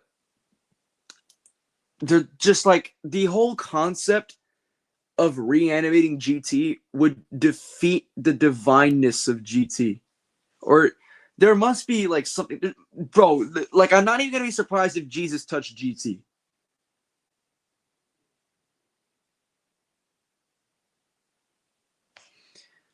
The thing is that GT Goku. The thing is that with GT, the Dragon Balls defined the world itself. The show is even called Dragon Ball. So when GT Goku is going up against the very beings that defined reality, even the Kais warned them about how the Dragon Balls were shaping and warping reality. Goku, in his fight with Omega, was going up against the world. In fact, the Dragon Balls were even created with the hatred of everything. And he was fighting away all of that hatred. So, in a way, that's also another symbolic trait. Because Goku fought the world.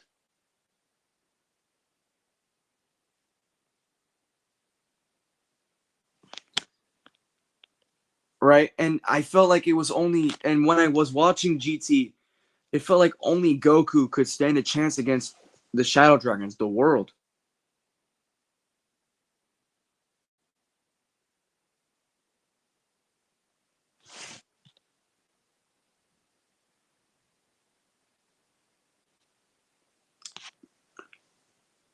Like Dragon Ball GT,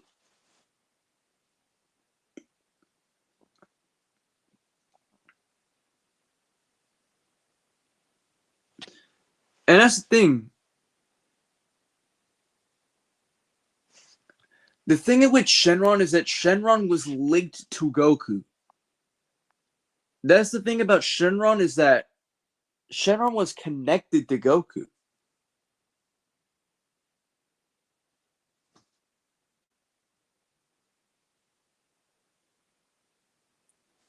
And they perfectly articulated this shit. And I really don't like it when people say GT had decent ideas but terrible execution. Right? I don't like that. First of all, just to be clear, the only thing I don't like about GT is Pan being an annoying bitch. But other than that, GT was damn near perfect. The thing people don't understand about GT is that everybody is getting old. It's been 10 years since the end of Z and everyone is retired. The only one who continues to keep up the spirit is Goku and Vegeta, and the next generation being Pan, Trunks, and Goten. Other than that, there is no one. There is no one to keep up with these individuals.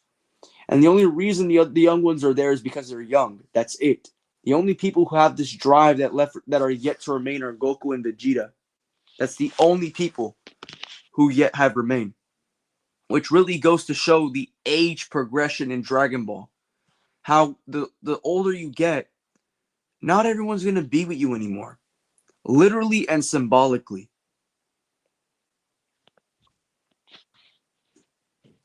So that's one thing. And that already debunks a shitload of arguments against GT's writing. Another thing is the Black Star Dragon Balls arc. We finally got to see Goku exploring again and discovering other planets with beautiful landscapes, beautiful art. Some of the most beautiful Dragon Ball art I've ever seen in my entire life. Right? It was so beautiful. I don't get why people don't like the Black Star Dragon Ball arc. Right? And then we have Oob. Well, Majub, that's another. I would say that's bad execution. I wish there was more of Majub, but we can't ask for everything. But when it comes to GT, everyone's getting old. If we had people getting power-ups again, you would just be asking to be a regular Dragon Ball fan again. People don't understand that, and not everyone's going to be there forever. Right? So when GT does that, it's supposed to show you that we are in the late eras. Like that shit's official, bro. And then there was Super Saiyan 4, which quite literally resembled Goku's spirit and outputted him. Goku is a being of rage and power, and that's outputted with Super Saiyan 4. The black hair resembling his base with the monkey. The thing about Goku's Uzaru is that Goku's Uzaru is the first and the last. The first transformation and the final transformation. Super Saiyan 4 is the last form of Goku, and it's connected to the very Uzaru itself. So it also shows that this is a part of Goku's spirit. It brought back Goku's tail. We brought back the very spirit of Goku to endorse that this is the first and the last, which is also something that's kind of like the Bible as well. Because even Jesus said he was the first and the last. Because the thing about GT is that they have connections with Buddhism and the Bible.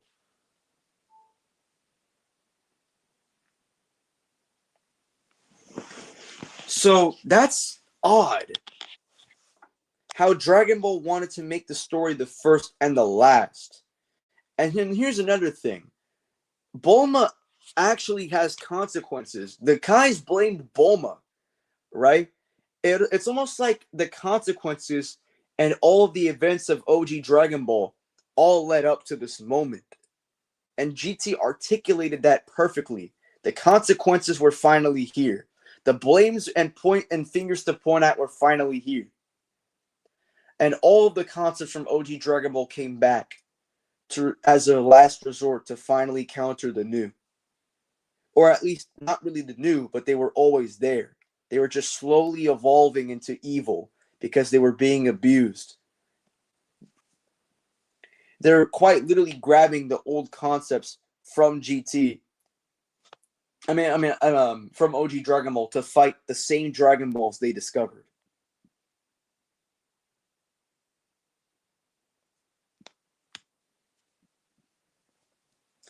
And that's what I think makes GT special. I think GT even has better writing than Z. Oh, shit!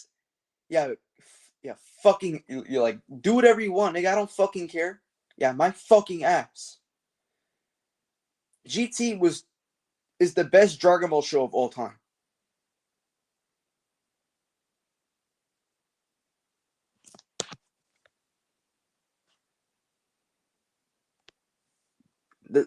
Toei surpassed Toriyama that day.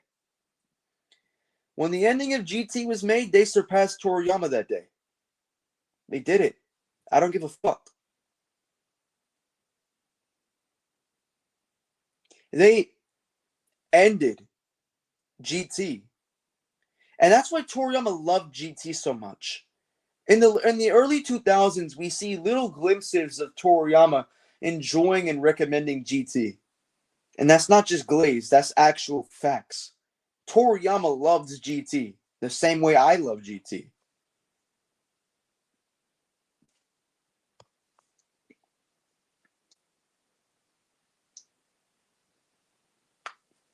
I think GT is like going into a church. Like GT is if we had like biblical, if I were a musician, if I were a museum manager, and I had biblical arts of Michelangelo, the Last Supper, or like all these beautiful Renaissance art pieces of humanity, like they're very great works of humanity, I would also have the fucking GT Dragon box inside of a glass box for everyone to see. Yeah, I would have the GT Dragon box right there. Yeah, right there, sir. Yeah, I would like it at the center of the museum.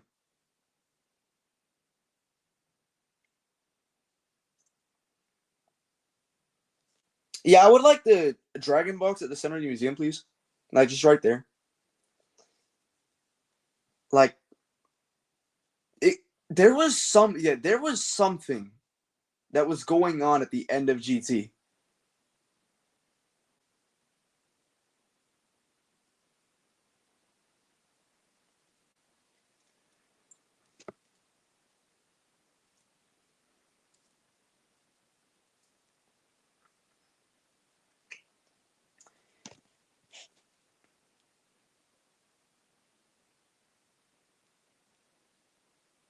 Like I don't even know how to describe,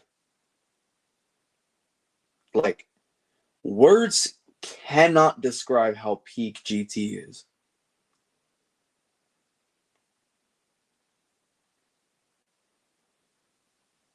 You know what I think is a really raw scene in GT?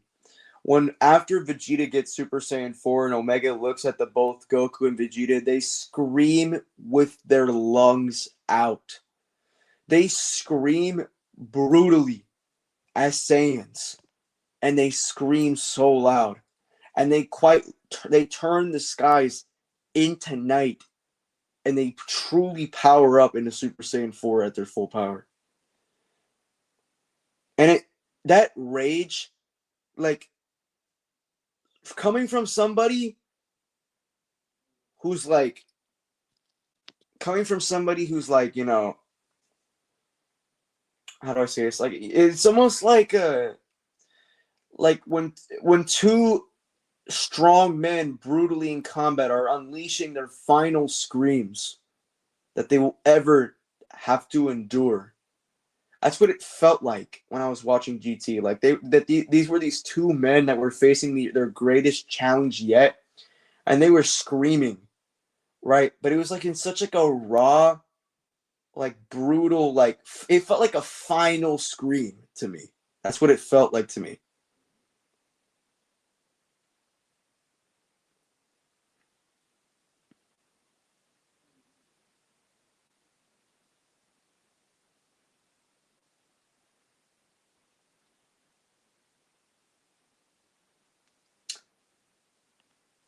Seeing Goku in base push back the negative karma ball, forcing Omega to add more power, gave me goosebumps. Right? That's what's insane because I when I saw that, I think Omega might have been scared of Goku. The thing about Goku is that Goku's spirit is the strongest willed spirit ever. It showed that GT Goku does not need anything but his will to survive and his will as a Saiyan. He completely is nothing like he was before.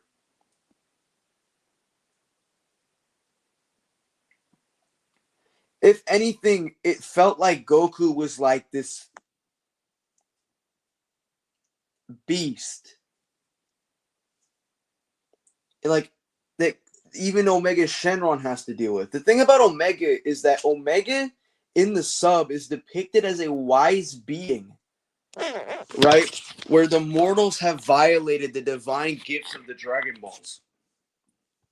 The Dragon Ball website even calls an old toy website even calls Goku's battle as a fight against the afterlife itself.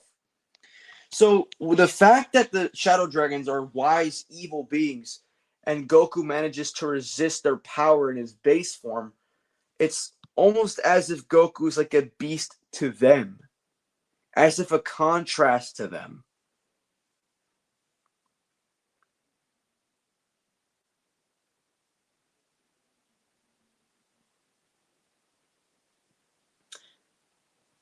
And that's the weird thing about it.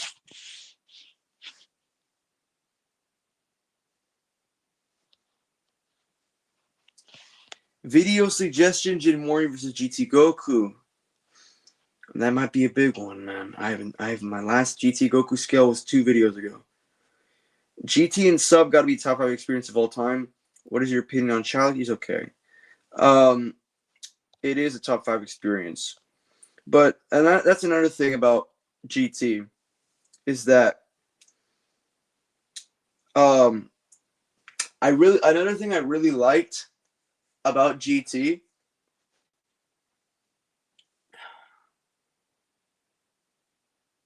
is the fact that Vegeta was scared of Omega.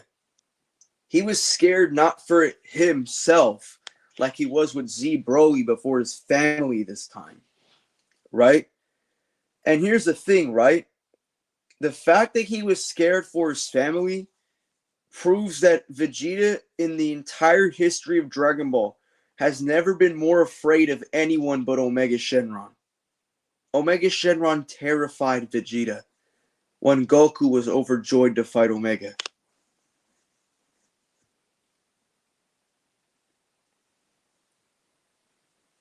He was scared for his family that that Earth was going to turn to Planet Vegeta. But mind you, he never felt like this with Boo. He never felt like this with anyone in Dragon Ball Super. Not even Moro. With Broly, Goku had to remind him in order to fuse with him.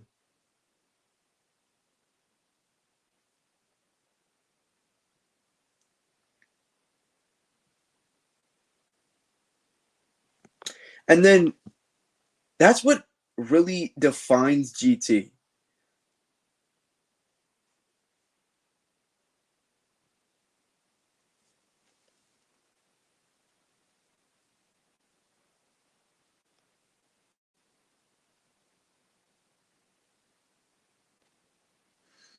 The writers say that Goku underwent a change, right? He underwent a change when becoming God in GT, which isn't a bit obvious because Nirvana, detachment from all physical features. He like Pan's holding his clothes. Like for God's sake, he's holding his clothes. She's holding his clothes. He's no longer a Saiyan because he lost his tail. So he's losing his Saiyan biology. He's losing his physical attachments, which is what Nirvana does. It's how he undergoes that change.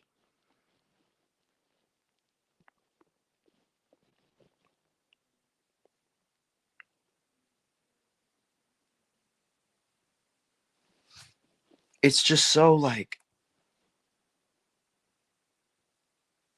you look at that White Room feat, that victory mission. Yeah, I saw that. It was cool. Is Goku a hero? Yeah, he's definitely a hero. GT Goku proved to us, right, that Goku as a hero is more of a transcendent definition.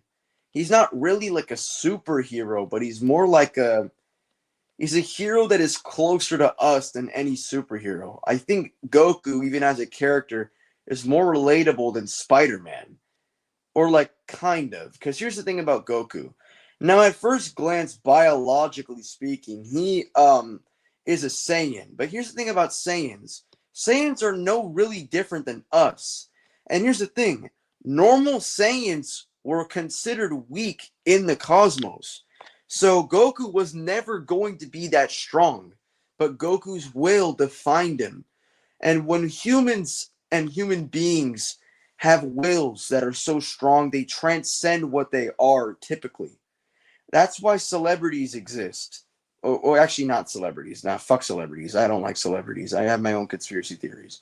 But yeah, but that's a different story. But when people are strong, when they're buff, it's because of their will. It's not because of anything else. It's their will. People don't have families just for the sake of it. They have it because of a will to be a father or a mother.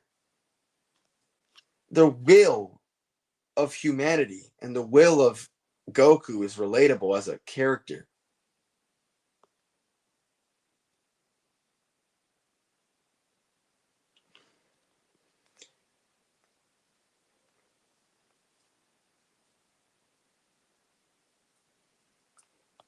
And the thing is that Goku is like us. We earn what we get from our will. That's why we get grades, good grades, because of our will to succeed academically. Goku's character is a symbolic definition of will,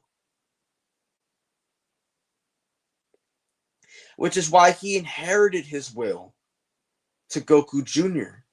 at the end of GT.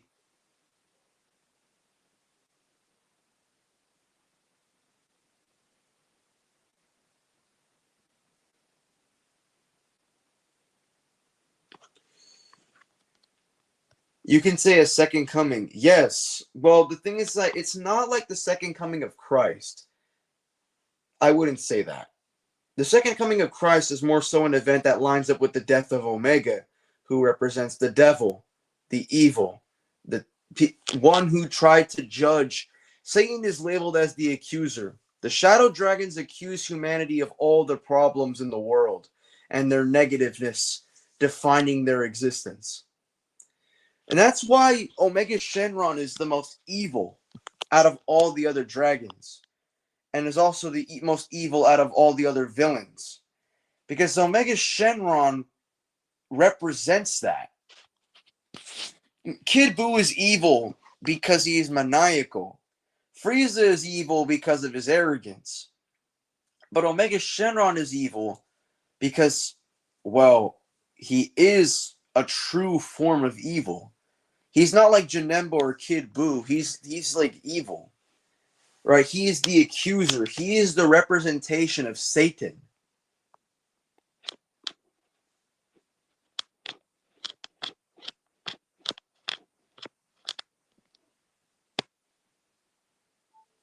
That's why he killed Nova. He's a betrayer, like how Satan betrayed God.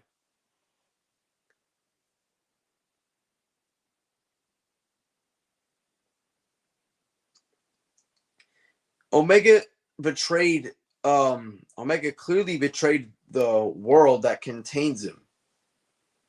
He accused the world. That's why Omega, I feel like, is more evil than Frieza and Buu.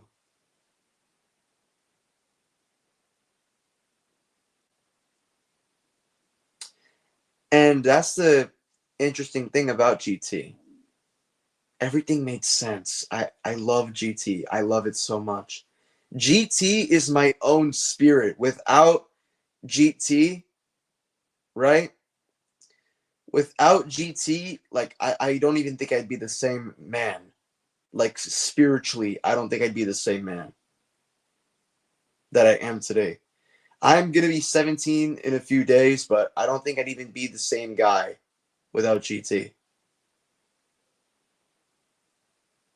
GT is quite literally soul twisting for me.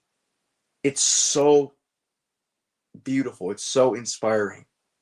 GT. It's one of my favorite things ever.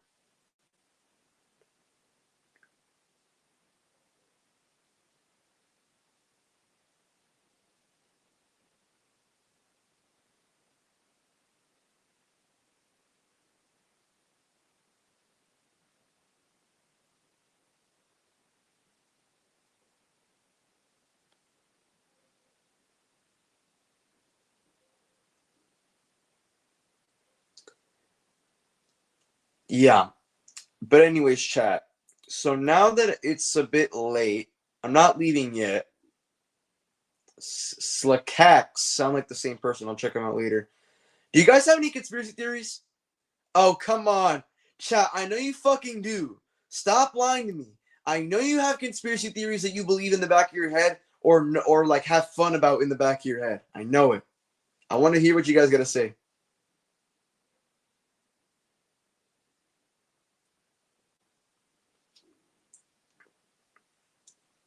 Because, chat, not gonna lie, there's some crazy conspiracy theories, and I've been low key studying conspiracy theories. It's fun. It's crazier than horror movies, me personally. People are like, oh, dude, horror movies, bro. Dude, dude, like, horror movies are scary as shit, bro. Okay, how about you check your conspiracy theories, bro? That shit's next level, bro. Oh, you know who did it? I know who did it. I know who did it.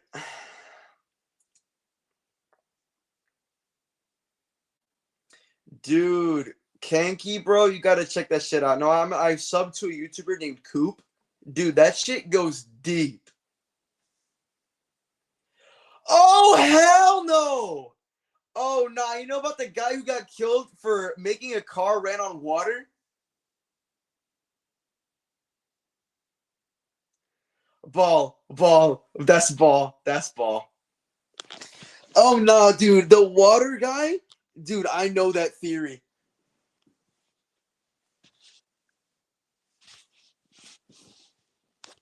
Dude. Oh, thank God my audience knows ball. I think that if aliens were to come to Earth, they would love us. Oh yeah, they already came to Earth. They're already harvesting our resources, but they don't want to tell you that.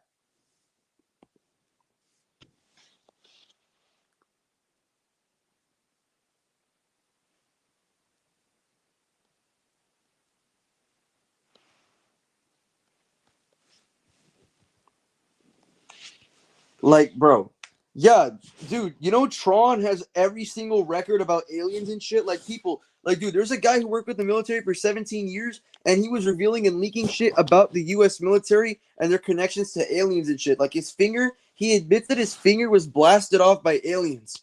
I'm being actually for real.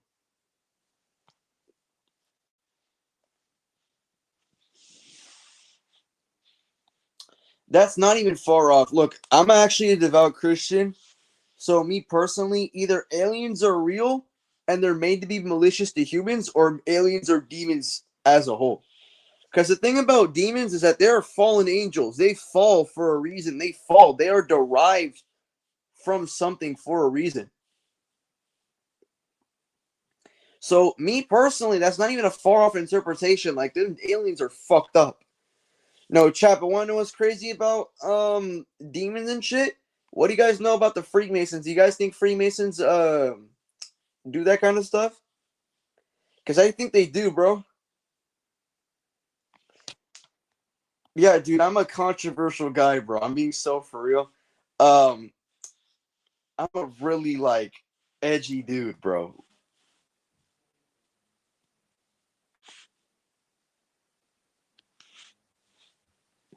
Do you think the government is hiding about some shit about a new way to travel? So the thing is that, have you guys ever been to Disneyland and you guys take like a trolley to go from point A to point B? Notice how trolleys barely exist in the United States. And it's actually for a very fun reason, because they want you to pay more car insurance and they want to take advantage of you and your oil and gas.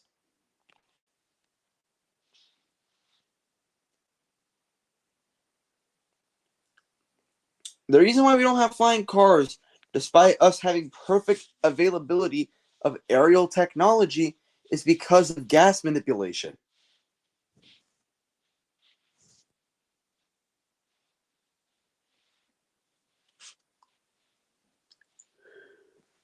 What are Freemasons? Okay, so I'm gonna teach you some more. So basically, the Freemasons are a secret society of individuals that are like a quote unquote brotherhood. No, like economically, but they're actually more like they're like a brotherhood, and pretty much they're like a secret society, and pretty much almost a bunch of powerful people, rich powerful people, are associated. Like George Washington, the founding fathers, they were all Freemasons. Shaquille O'Neal is a Freemason. There are plenty of other Freemasons as well. They claim to you that they do not worship the devil. I wonder why they have to clarify that.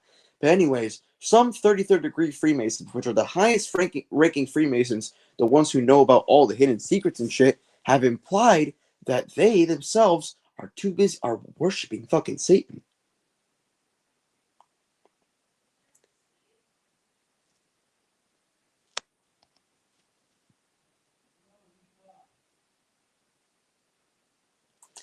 But yeah.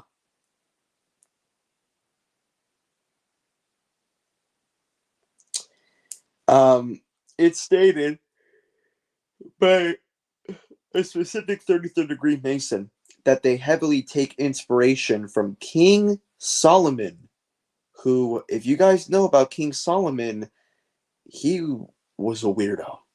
And anyways, King Solomon, right, his symbolism and rituals, Freemason takes direct inspiration from, which is more evidence to support that they themselves are probably worshiping Satan.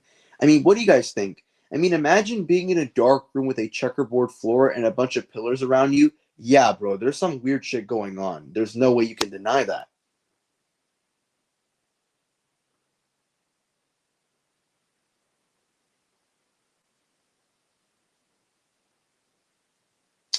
Like, dude, come on, bro. The Freemasons, bro, they've been know about that shit, bro. They've been doing that shit. And that's why I don't trust my and I'm gonna be so real with you guys. I'm not gonna say names, but I had a recent in real life friend who started hating on me, right, for no reason. All right, he recently tried to let's just say Yamcha himself. Yeah, he tried to Yamcha himself and he didn't work. He was in a psych ward. Then after he came out, he started hating on me. I found out then he turned rainbow color. Yeah, I'm not. I'm just gonna be censored for the live stream. He's now rainbow colored or whatever, and he's chilling with a mentally ill friend of his that I do not want him to be friends with. And that guy, when I used to be friends with this guy, he actually he did a blood ritual on Discord VC, and I knew that Nick was a weirdo, right? And pretty much he tried lying to the group chat that he didn't do it. He did, and Nate is still friends with him despite the fact that he did it. So I mean, that's a little bit odd. And his dad is a Freemason, so maybe there's a connection. I don't know.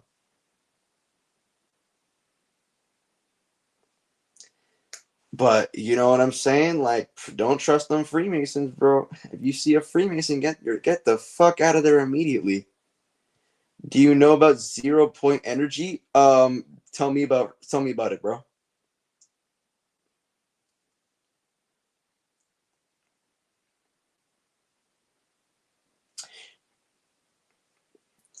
Bro, I'm telling you, bro, conspiracy theories, bro, they're actually more reliable than your news sources. Let me tell you that for sure. If you know a good guy who knows deductive logic and tell him to discover a conspiracy theory, bro, he got your back, bro. Thoughts on Scientology? That's basically, dude, Scientology is light work shit compared to what the elites are said to do. Scientology is light work. Scientology is like a standard cult, but they're not as like demonic as the elites. Look up Tony Podesta, John Podesta. They are weird. They're weird people. Tony Podesta, John Podesta. Tony Podesta is connected to a witch who was with Tony in an event called Spirit Cooking, which is essentially as like a satanic, uh, like weird ritual thing where you mix a bunch of like blood and other ingredients, stuff like that. God. Anyways, YouTube. That's all alleged, by the way. So don't say anything. I'm just. This is all alleged. This is all alleged. Okay. They mix ingredients like blood, but that's alleged though. So I'm just a messenger. But anyways, chat. Man, conspiracy theories. Man, they're weird as shit. Who's the biggest fraud out of all the Greek gods? I don't know. Probably Zeus. Oh yeah, chat. The government gets my ass. You guys gotta know, bro. I was telling the truth. They take me in shit. I'm gonna tell you guys that like right now, bro.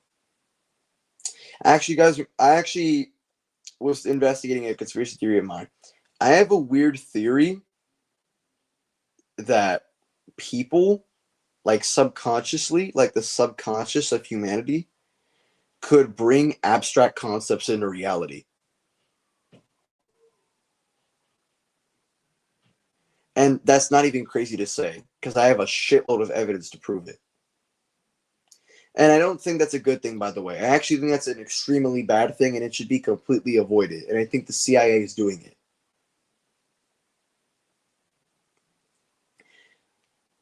on that Toho. Um, I'm not sure. Outer Universal Humans? No, I'm not talking about Outer Universal Humans. So you mean schizophrenia? No, I mean like as objective truth. Because let me tell you about something. So the thing, so recently, right?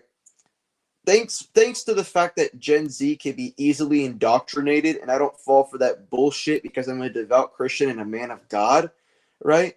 People believe in a concept called manifestation, where essentially they can believe something exists and they will keep upholding that belief of wanting it to exist, where eventually it will exist. And pretty much people can take advantage of manifestation to result in bad concepts existing. And I think the CIA take advantages of this shit. Right? And there's like a couple of other pieces of evidence as well. Right? And like for example, let me tell you something, right?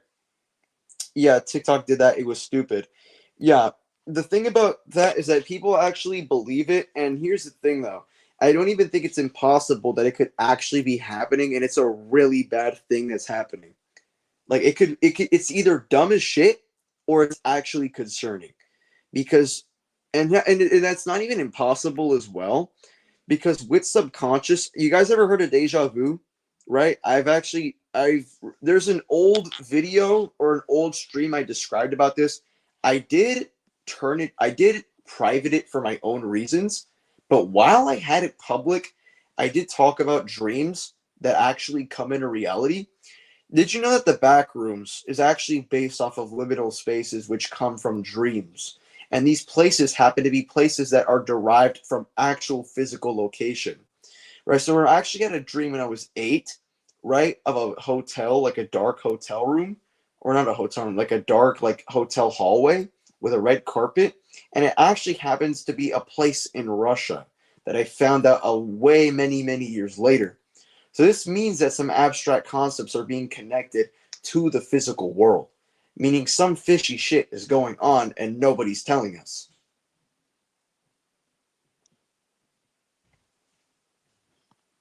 Right? Some type shit chat.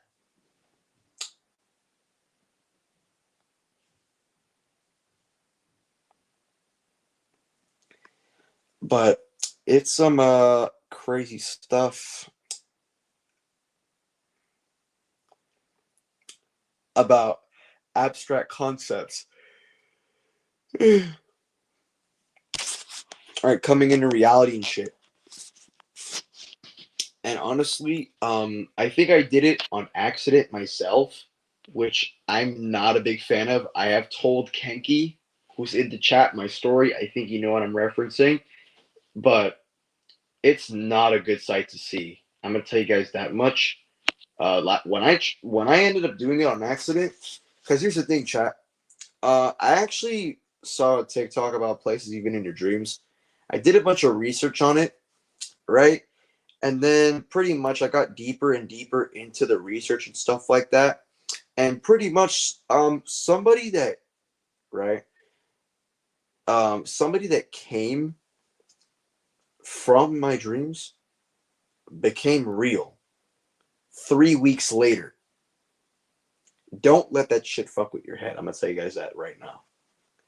Fun fact, climate change is made up. You sure about that? And why is Antarctica melting? Wait, yeah, just calm down. Well, actually, here's the thing. Climate change is not made up. But want to know what is made up though? Artificial weathering. Did you guys know that the Chinese government has been caught able to create artificial weather? I'm not joking. This is not even a conspiracy. It is actually true that the Chinese government has been able to create artificial weathering. Yeah. And by the way, the United States probably has access to that shit too.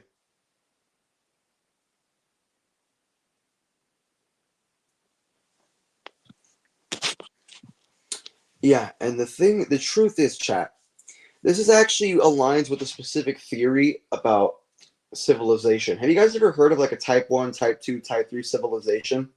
Eventually, the United States, or more importantly, the entire world, is eventually going to reach into these higher levels of civilization control, where they're eventually going to have full jurisdiction over their entire planet, meaning they'll be able to completely manipulate their entire planet in a literal sense. It's so hard to explain 0 point energy, but you should look up Stephen Greer. I'm looking that up right now. I'm gonna see what he's talking about, chat. He's a UFOologist and a retired physician. Okay, interesting. So what is 0 point energy? 0 point energy, chat. The feds are taking my ass out of my bed tonight. Anyway, 0 point energy is the lowest possible energy at a quantum mechanical system that can have, which is not zero, but instead a non-zero minimum value. Huh. Odd. Do you think that dinosaurs are coming back? No. Is it like The Incredibles or is it different? What do you mean?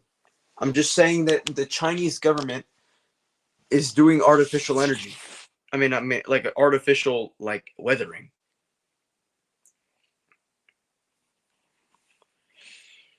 And here's the thing: they've already tried to manipulate the planet before. They tried manipulating the sun. The not the not people I see tried creating a giant magnifying glass to reflect the very light reflection of the entire sun, like a giant mirror, and they were using this to reflect energy to take down enemies. It's crazy, I know.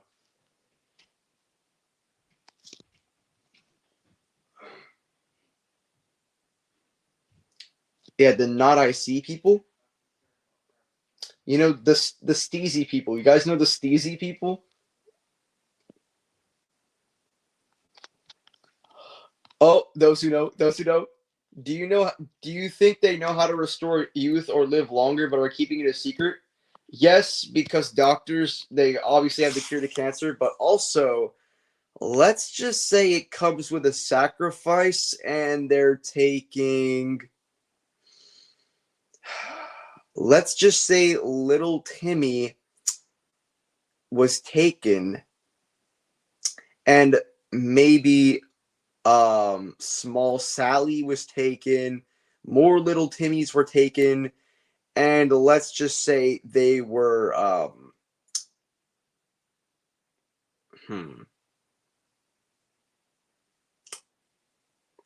drinking. That's probably how they do it. That's probably how the Malays do it. I'm sorry, okay? I'm sorry. That's probably how they do it, bro. It's a rumor, bro. It's a rumor around it left and right, bro.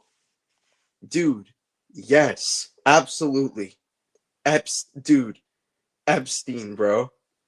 Dude, do you know how many kids Epstein was bringing in, bro? You know, Epstein's Zorro Ranch Mansion has an underground facility. Same thing with Epstein Island. It's likely underground facility as well. Epstein has a lot of underground facilities as well. Yeah, they were definitely doing something. And let's just and then there's the Tony Podesta shit, bro. Right, where they literally force you to drink blood.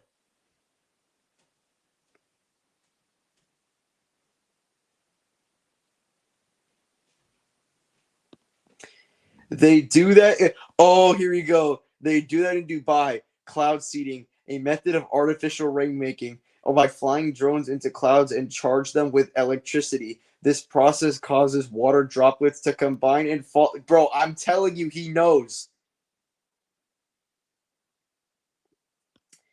Yeah, dude, I'll send you the link of the conspiracy theory I saw from my goat, Coop, the goat, the best deduct. He's a rhetorical demon of conspiracy theories. He's a rhetorical demon. He has the best deductive conspiracy knowledge I've seen in 2025. He's actually a goat.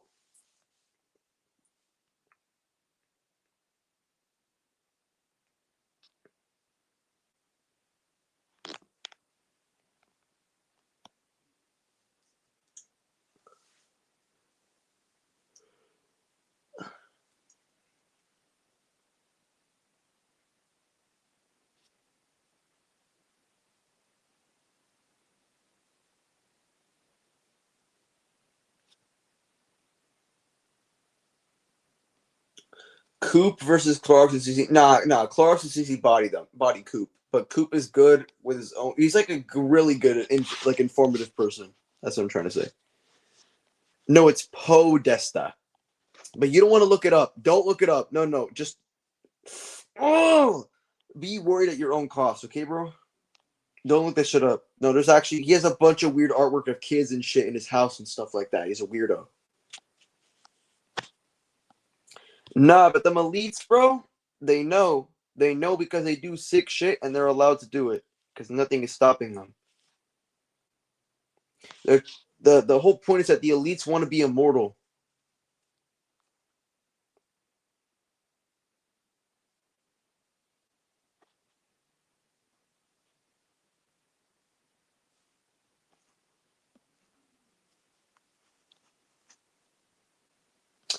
Yeah, bro.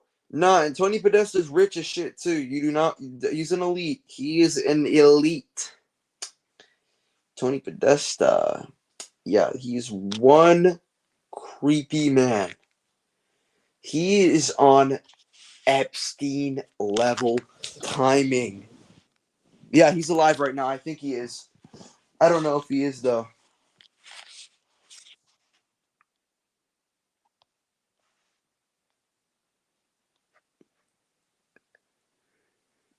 Yeah, but it looks like some people in my chat know ball. For some reason, everyone seems to know now. So great. More noticing. Oh yeah, this has been a thing since King Solomon's been around. Oh yeah, by the way, did you know that every president can be connected biologically to King Solomon?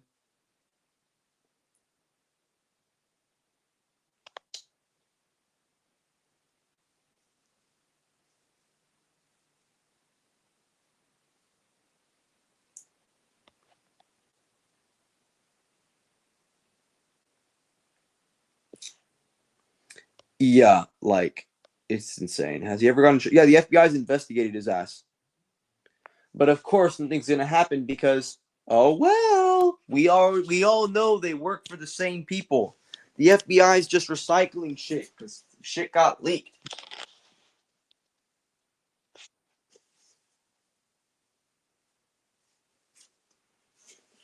Do you guys ever just stare at a window for too long and you get scared?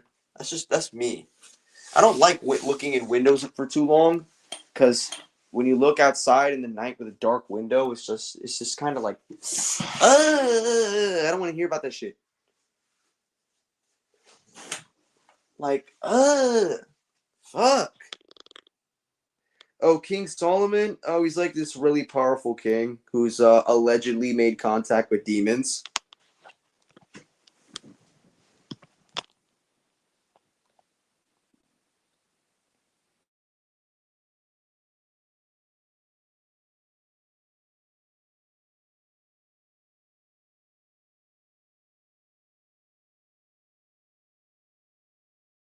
Bro, they can't stop Jesus.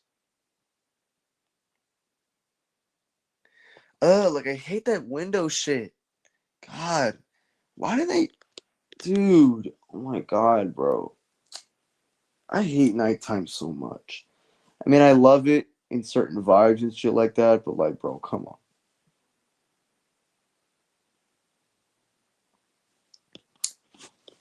Yeah, just letting you know that nigga King Solomon is a weirdo. Right? The Freemasons are inspired by him, dude. They're all connected, bro.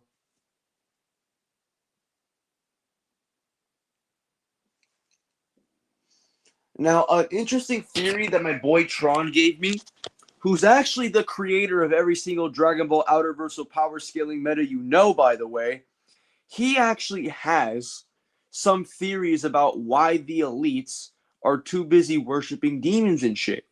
It's because they're the aliens, and the aliens are harvesting resources and they're giving exchange. Right? It's all connected. What if they're connected to the aliens? Because there's records of them interacting with humans before.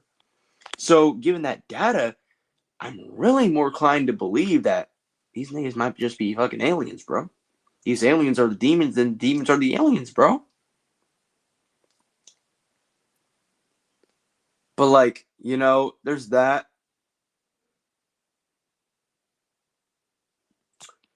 It's sad to see, you know, as somebody who was looks maxing for a really long time, the OGs know it doesn't fucking matter. Look, the point is that natural selection, bro, is already happening right now. It's really bad.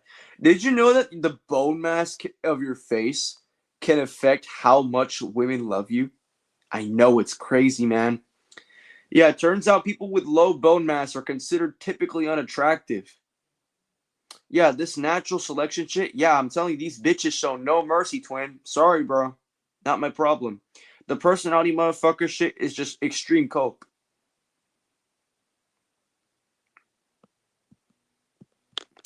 Yeah, that's true, twin. Why do you think every single Hollywood actor looks good? Because they have high bone mass.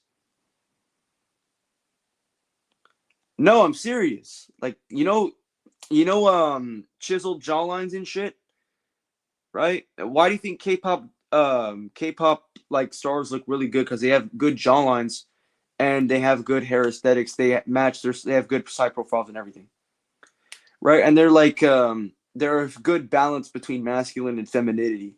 Because here's an interesting fact that you guys should know if you guys want to look good. No homo, no homo, chat, no homo. I'm a man of God.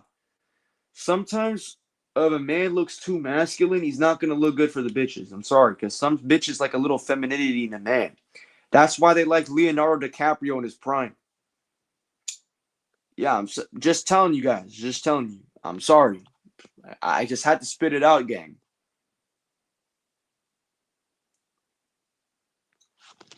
Right? I know. I know. Like, I know about the whole like, oh, look all masculine look. Like that only works time to time, man.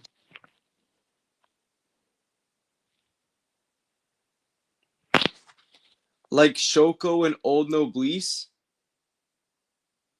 Uh oh shit. Nah, Shoko just straight up like femboys. Nah, that bitch was weird. Those who know, those who know. Yo, bro.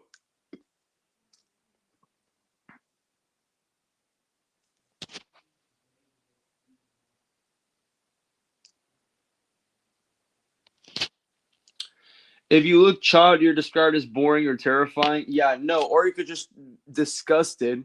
Yeah, there's that. Yeah, there's that. Like, there's always that. But chat.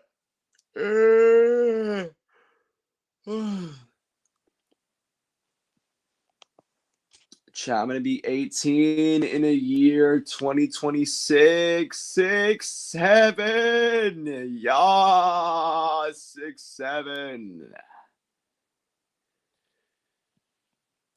6'7". 6'7", chat. I'm not gonna talk about 6'7". Okay, I'm not gonna talk about this shit.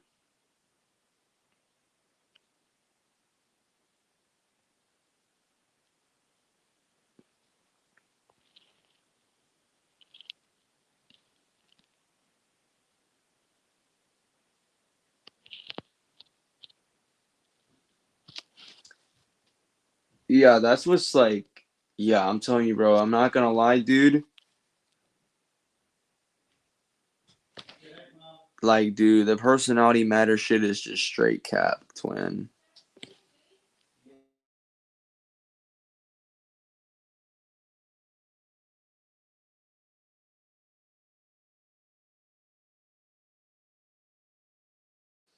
Chat, I'm almost gonna leave, bro. I'm gonna leave in a couple minutes. I'm gonna turn off streaming in a couple minutes, twin. I just gotta let y'all know, bro. Bro. If I don't post in 2 months, bro, my ass got taken by the feds, twin. That's all you gotta know, right? And if I come back acting a little bit weird, bro, just letting y'all know, nigga, they fucking cloned me, twin. I'm already telling you guys that they fucking cloned me and shit. Yeah, so that's how I gotta know, bro. If you're not looking at, if you're not seeing extreme GT glaze, that's how you know they fucking clone me and shit. If I sound completely different from my characteristic personality. That's how they know they fucking twin. They fucking got me, twin. Yeah, so that's how you gonna know, twin. Like actually and shit. That's how you guys gonna know. But anyways, let's get back to the main point. So the thing is, chat. I'm gonna tell you guys my sob story. Chat sobs. Oh my god, sobs. Oh my god, sobs. Chat. No blue scene references. Oh my god, chat. Okay. In February 2024, I was extremely chopped. But later in my life, right, I was very chopped. But then I was doing some looks and acting and shit, and I changed my facial structure in a very short amount of time.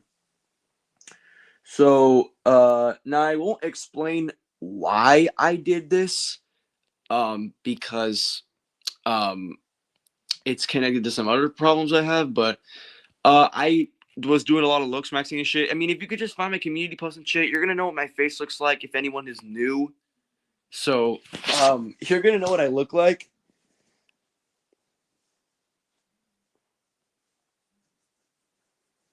But I'm telling you guys the difference between like facial structure is vast. It's crazy out here.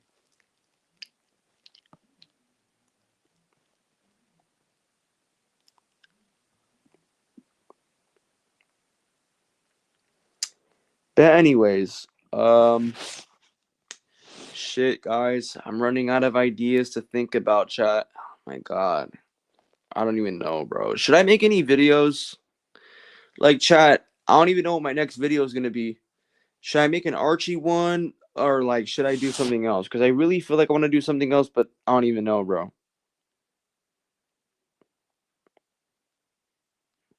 Like, I'm really just disappointed that I like sometimes I get like a mind fog. Do I really need to drop the Archie Sonic Part 2?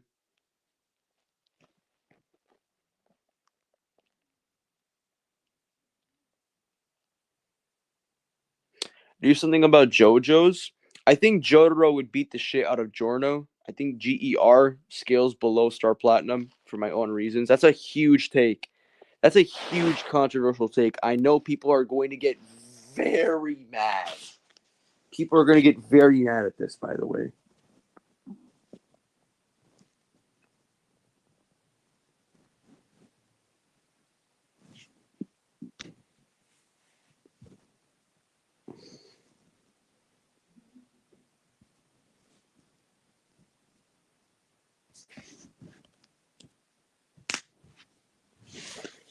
But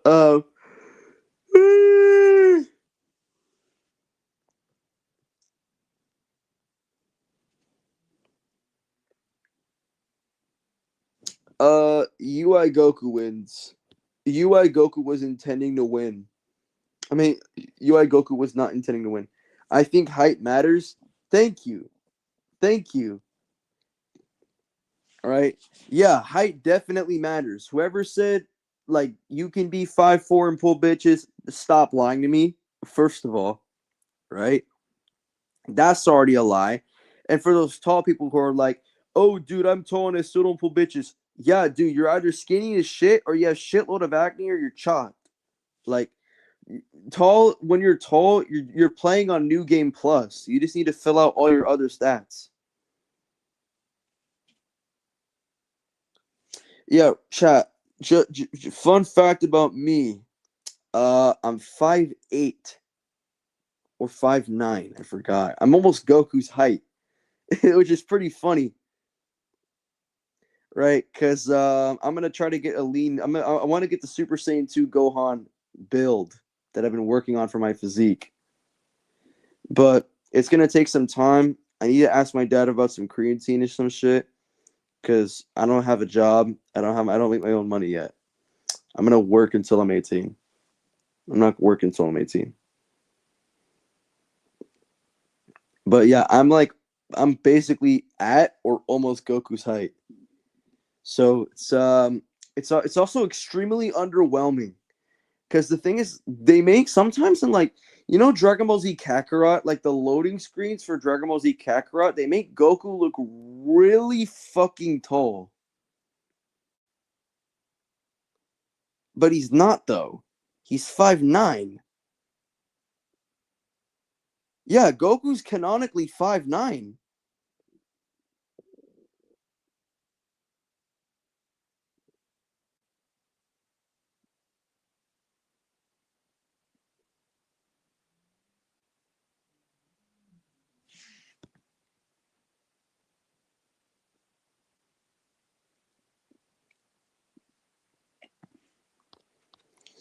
Zeta. Okay, the thing about Black Pill is that I think there are some concepts that are true about Black Pill, but I also think that's a lot of them just generalize women, which is weird as shit and is just straight up misogynistic.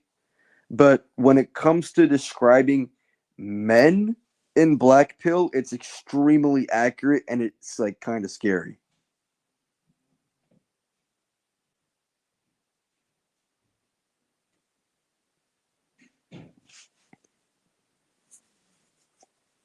Like that's just my opinion.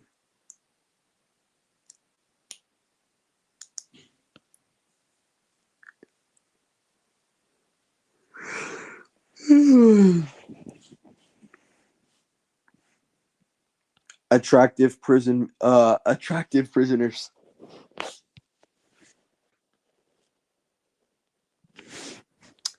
W, bro.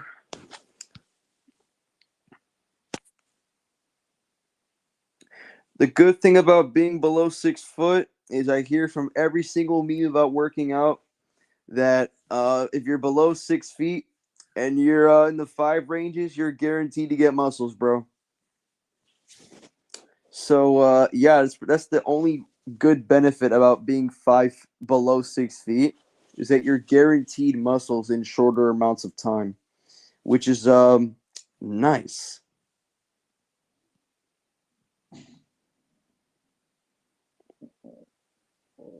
You can grow Zeta. Yeah, I'm still 16, but um, it's just gonna be harder to gain muscle the taller you get. That's the thing, though.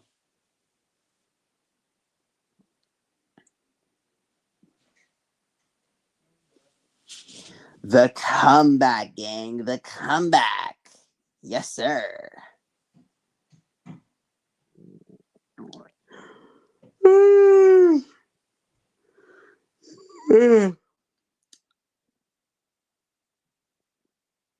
Chat, imagine me doing a sleep stream.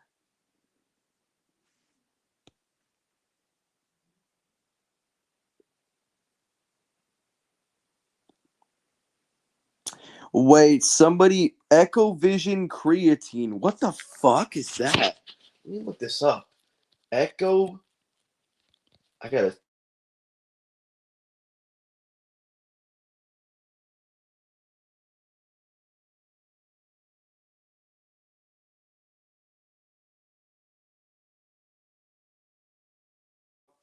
Quantum mechanics. So, um, yeah, I trust this man. Echo Vision creatine. Creatine monohydrate. Creatine monohydrate gummies and shit. Okay. I guess, bro.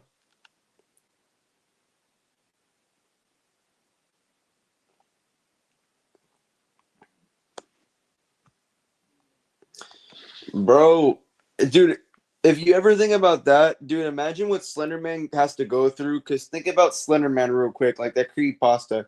Like, notice how his skinny ass has to move thousands of miles to go kill some kids for collecting notebooks. Like, bro, you can't tell me that Slenderman actually has like a crazy like workout routine to do this kind of shit, bro. Travel like thousands of miles, hundreds of miles to go kill some kids while being skinny as shit. Like, bro, how much you guys think Slenderman benches and shit? You guys think that you guys think like bro, I gotta know Slenderman's workout routine, bro. Cause dude, that cardio from Slenderman is actually fucking insane, bro. And he's like over like what he's like over 6'8".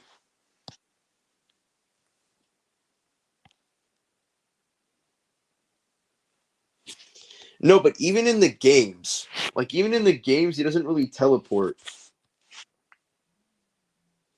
Because even though Slenderman is skinny, he might have some crazy calisthenics. Like, Has anyone ever considered like a blind person like going to Slenderman and taking his shirt off? Like imagine like he has to have some crazy fucking calisthenics, bro. Or like he has a crazy fucking cut and shit. Like he might just be pure muscle or something. I don't even know, bro.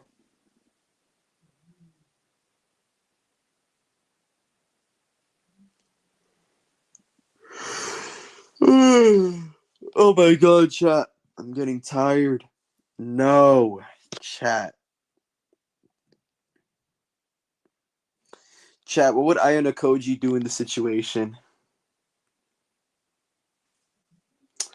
Oh, ball. Oh, that's a ball, bro.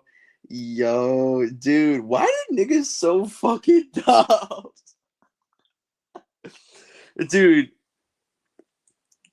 Dude, that's a ball. But niggas so fucking dumb, bro. What the fuck, bro? Why are people so Dude, why are people just so dumb?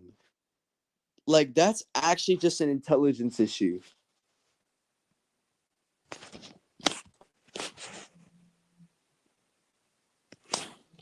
How do cold and nonchalant people brush off a fart? Um, you do it piece by piece. That is if you can control it.